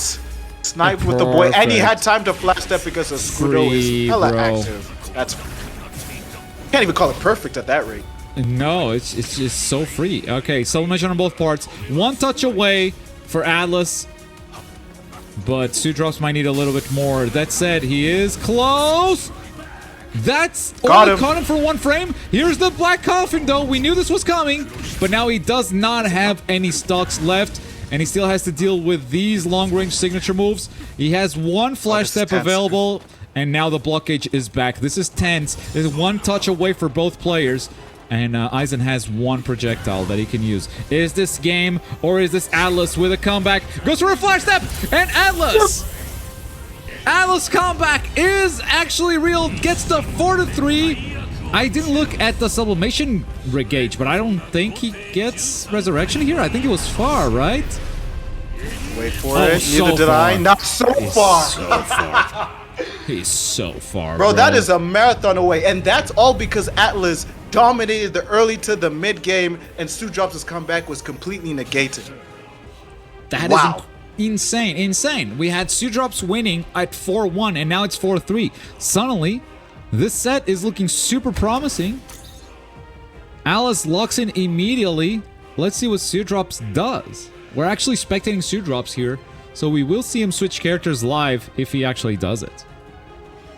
We believe don't swap. Counterpicks are strong with this one. Bro, it was down to last touch. Are you sure, the character, it was down to last touch. The character works. Yep. Right? The thing is, do you have an answer that works better? Yeah, I mean, he has time to work with 2 games to actually experiment. He could end it in this one, or he could go back to Aizen in the last one. I think he could take the chance. Kai and her tier, the waterbenders can be lifted off the bench. I'm pretty sure they're really excited to make an appearance for the final ball here. But he just went and gave it to Aizen because Aizen privilege, bro, cut the line to the club. And that's how we got in. Being patient, but this is another thing. He would swap to base Ichigo if he knows how to play it. What? No, he wouldn't. No, the hell he wouldn't. I don't think he knows. I don't think he knows how. It's not a basic character. Also, no. Stronger now, Ishida, no, don't bring projectiles against Yama. Don't bring projectiles. He will blow right through them. Who said that? Don't say that. No. You're asking him to lose. Yes, sir. It's time. Atlas comeback part 2. That's the prediction. Yes or no, folks? Yes or no for Atlas Comeback Part 2? Let's see. They nerfed Ulquiorra? No, they didn't. What are you talking about? Everybody is saying that because of, what is it, healing and also his Zero. It's worth the lab. I haven't checked. I don't believe him either. Right, game number 8.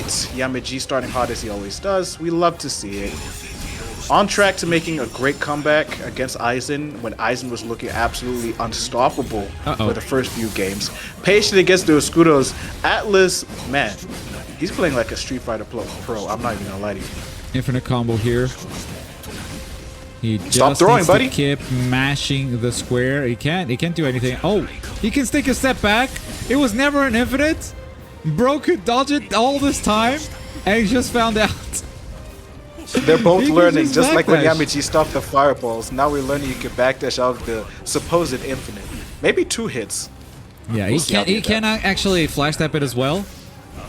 He had the resources to do it. Chose to take the damage instead. Oh no, he didn't confirm. Did you see the way SDrops chopped him out of the heavy tail with his own heavy? Mental. That might be it. What? Yep. What just hit him? Another. Wait, does he got reverse his stocks? Neither.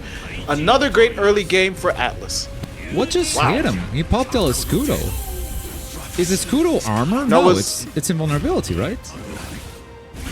It's armor, but it doesn't prevent kills. The one that does prevent, like Kikon kills, is his counter signature. Oh, okay. So yeah, that was a guaranteed kill for Atlas. It was actually armor. Okay, it's actually armor. I didn't know. I thought it was just invulnerable. Alright, so you still take damage. Gotcha. It's time for the cocoon. Yes, That's absolutely. a very, very early kill for Atlas. Looking really good. It's the Shiesty Soul Reaper. We sliding, baby, but not with that white reverse. I guess he thought he had the space for that, and Atlas takes advantage of it. They are clearly on different wavelengths, different paths, and it's not even like they're paths on the same yellow brick road. Like this is the Wizard of Oz. This is SDrops is walking on the path downstairs, and Atlas is on the one upstairs. Whenever SDrops wants to play patient, Atlas takes up that space, and whenever Atlas wants to see SDrops doing aggression, he smokes him with just waiting and punishing him. But the Shiesty Soul Reaper doing numbers and hits. Did he forget that That's he what I had call Escudo bleach. on? Oh, they clashed, lost. but the He must evolution's have. gonna save him. I don't know if he was actually going for the 3-tap there. Because he's still so far away. It's time for Is this the final time, or is this a final game in the future? Hope everybody claimed those predictions because we're already halfway through the game and Atlas is straight winning. So instead of doing the triple lights, he does double heavy. I love that too. Counters attempted, but because of Yamaji tap. range, he's not close. Triple tap. 3-touch game. Final kill for the head captain. Why not take 2? He was spamming signature move. He cannot convert signature moves into Kikon. Look at how he makes his hurt heavy into double light. Escudo's active. Bro took the opportunity. What in the hell? Flash step? Yeah, he flash stepped in reaction to El Escudo. He's done that before, but it doesn't work. Aizen just has to mash to counter that. And now you're I gonna see try to what he's doing survive as well. this. That doesn't reach. I think you want. Yeah, I think he's thinking about you're tanking still hits. cooked. And, yeah, going gung ho just so he can at least get extra on the awakening side, white reverse, and then finish him off. It does put SDrops on the path to 2-tapping him, but I think Atlas will take the good with the bad. Slice him. Damn, sorry man once saying again, after Atlas wins, I will match all your bets for Atlas. Bro, he's that Please do. confident.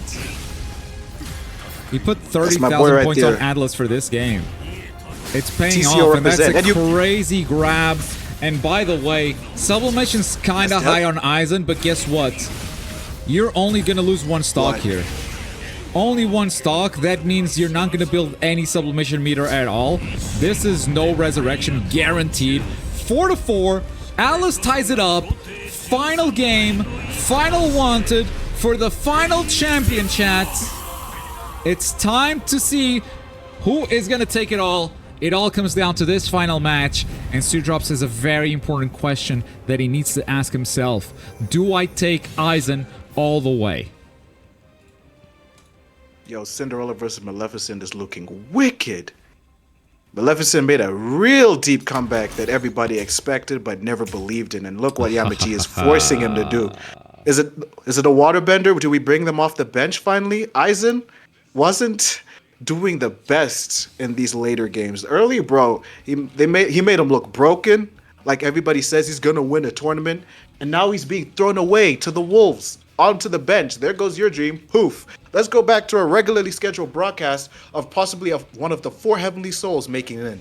We got Nell, he don't play, Tyr, he do, Kai, the other waterbender, and Bankai Ichigo, which I'm pretty sure he's not going to touch. No, he's not going to touch. What do we have in store? 100%. Yeah, I'm throwing predictions right now. Final wanted champion, is it SDrops or is it Alisama? The predictions are live right now. They're going to be live for 2 minutes. So if you guys want to take your time and see this pick, I think you can wait. But if you strongly believe in your champion, go ahead and predict right now. Who is SDrops going to pick? Oh, Stark. You know him? Could. If he knows, he could. He could do Stark, yeah. Run it up. The sun isn't up, but the games are down and we're locking up.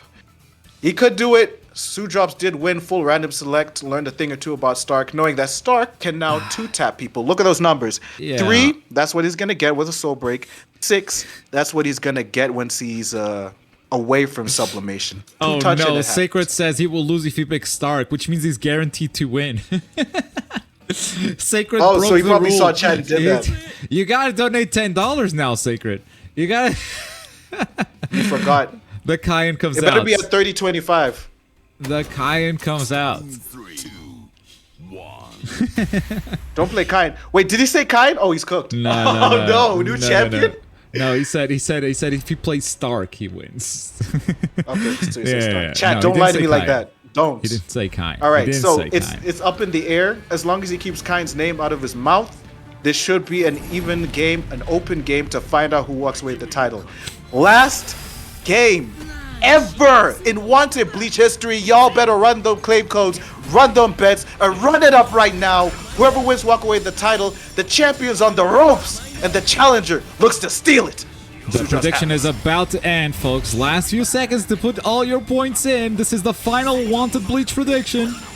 Here we go. This is the character that I believe SDrops is the most comfortable with. Character did get nerfed, but didn't get touched that hard, you know? It's a little bit easier to punish his signature move. He can't just Unga Bunga do his strong attack anymore, because that's actually punishable like every other character. But he still has that insane range. He still has the same insane damage. He still has the same insane shimmy in and out movement.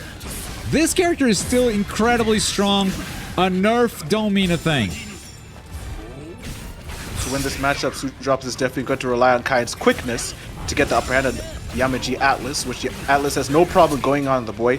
He's reluctant on his own heavy tilts being SDrops, but Atlas is not at all. Whenever he sees an op in space, that opportunity is taken with that choo-choo heavy tilt.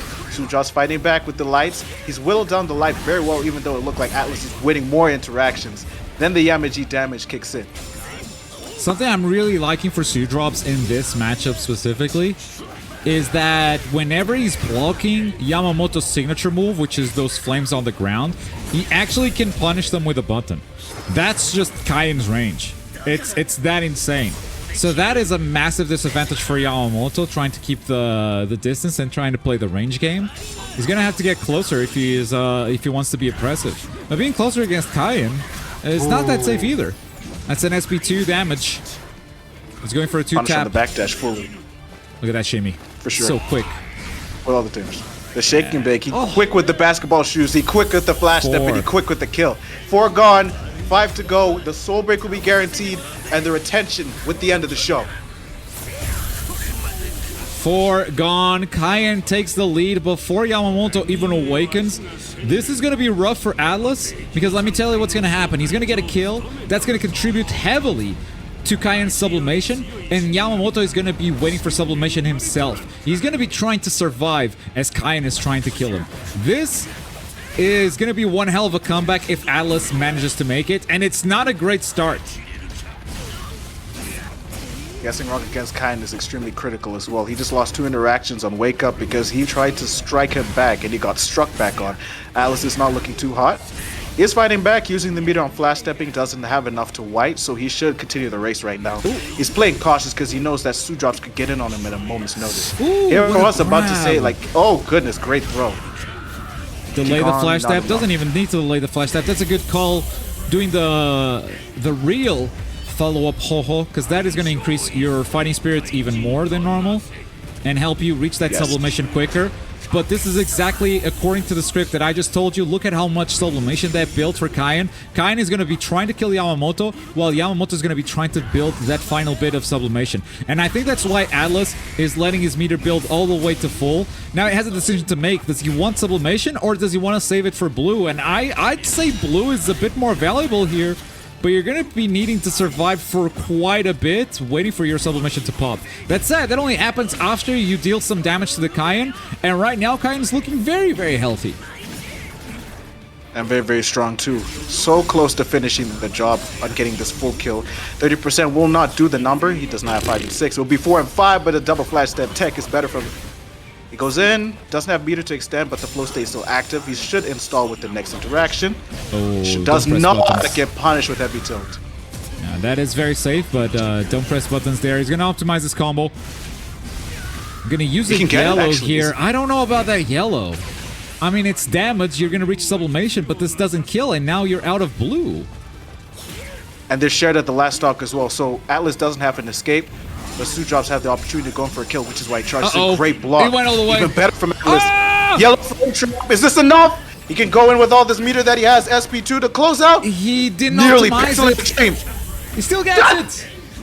Oh my God! Cinderella wins the final ball from Popper, the prom prince of Wanted. Prince SDrops is the undisputed Wanted Bleach champion, and we all lived happily ever after. Victory for SDrops. That yellow at the end, he actually had the kill. He didn't need to drop that combo at all. I mean, he could have done delayed flash tap and then used the SP2 afterwards. Almost sold there, gave him a chance, but using yellow for the mix-up, definitely a very risky move. Just like Atlas using yellow was a risky move that did not pay off. Using yellow there means if this gets blocked, I also lose my blue, I also lose my lifeline. But the risk paid off, and SDrops walks away as the final Wanted champion. There are only 3 heads at the top of Mount Rushmore for Wanted. Bleach, that is Heliaster, Fies, and SDrops. Big dono for Got to Go 77, $20 in the price pool for this final Wanted. Appreciate the dono, giving SDrops a bit of a bigger payout. And Jig, it's been an absolute pleasure to commentate all of these episodes with you. It's been an absolute pleasure to have you on every single show, including this one, man. Thank you for having me. If I could say a few words, might as well do a toast with my water I got here. Globku, thank you so much for actually running this Wanted Bleach. None of this would happen without you, so you have the biggest W out of all of us. All of you in chat, thank you for coming out. You top level players showing how it's done. World Championship style. Atlas's, Heliaster's, SDrops, Fies', North America pulling up, Europe being on top, and maybe Japan in the near future. We can only go up from here. Whoa. And with that, children, our whimsical storytelling of a fairy tale comes to an end. Thank you for the journey. You'll see me in more games in the future. I'm going to be honest. I want to be this guy's ace. I'm going to be the ace of AGC commentary for Globku, like you know how Evo always has say jam. Do you mind if I like pull the curtain back a little bit and leak some of our DMs? I'm not going to show them, but like, do you mind if I like tell them about our conversation? Because I think it's a pretty story. Go ahead. All right, so like at the start of Wanted Bleach, I told Jig, like, bro, I like your energy, I like this and that, but like you're lacking game knowledge and I hate your audio quality, I'm never putting you on the main card. Literally the next episode he was like, check this out, and he like just shut me up, and now he's just the best Bleach commentator. That's what I love to see, bro. Like I maybe wasn't this harsh. I think I was. I think we had a chill conversation, but like I love the comeback, and legit, I think if if Jig is on your commentator sheet and he's not commentating grand finals for Bleach, you fucked up. You fucked up. Thank you. I really appreciate that. I look forward to being the best for you, best for everybody. And if you ever need a rising commentator on your card to bring the energy, because good or bad day, I don't tell you about that, but I will still give 100%. If you have me on, I will make it worth your time. So thanks again, G-Man, for the opportunity. We'll see y'all in the next tournament. Sub to my YouTube channel, by the way. And yeah.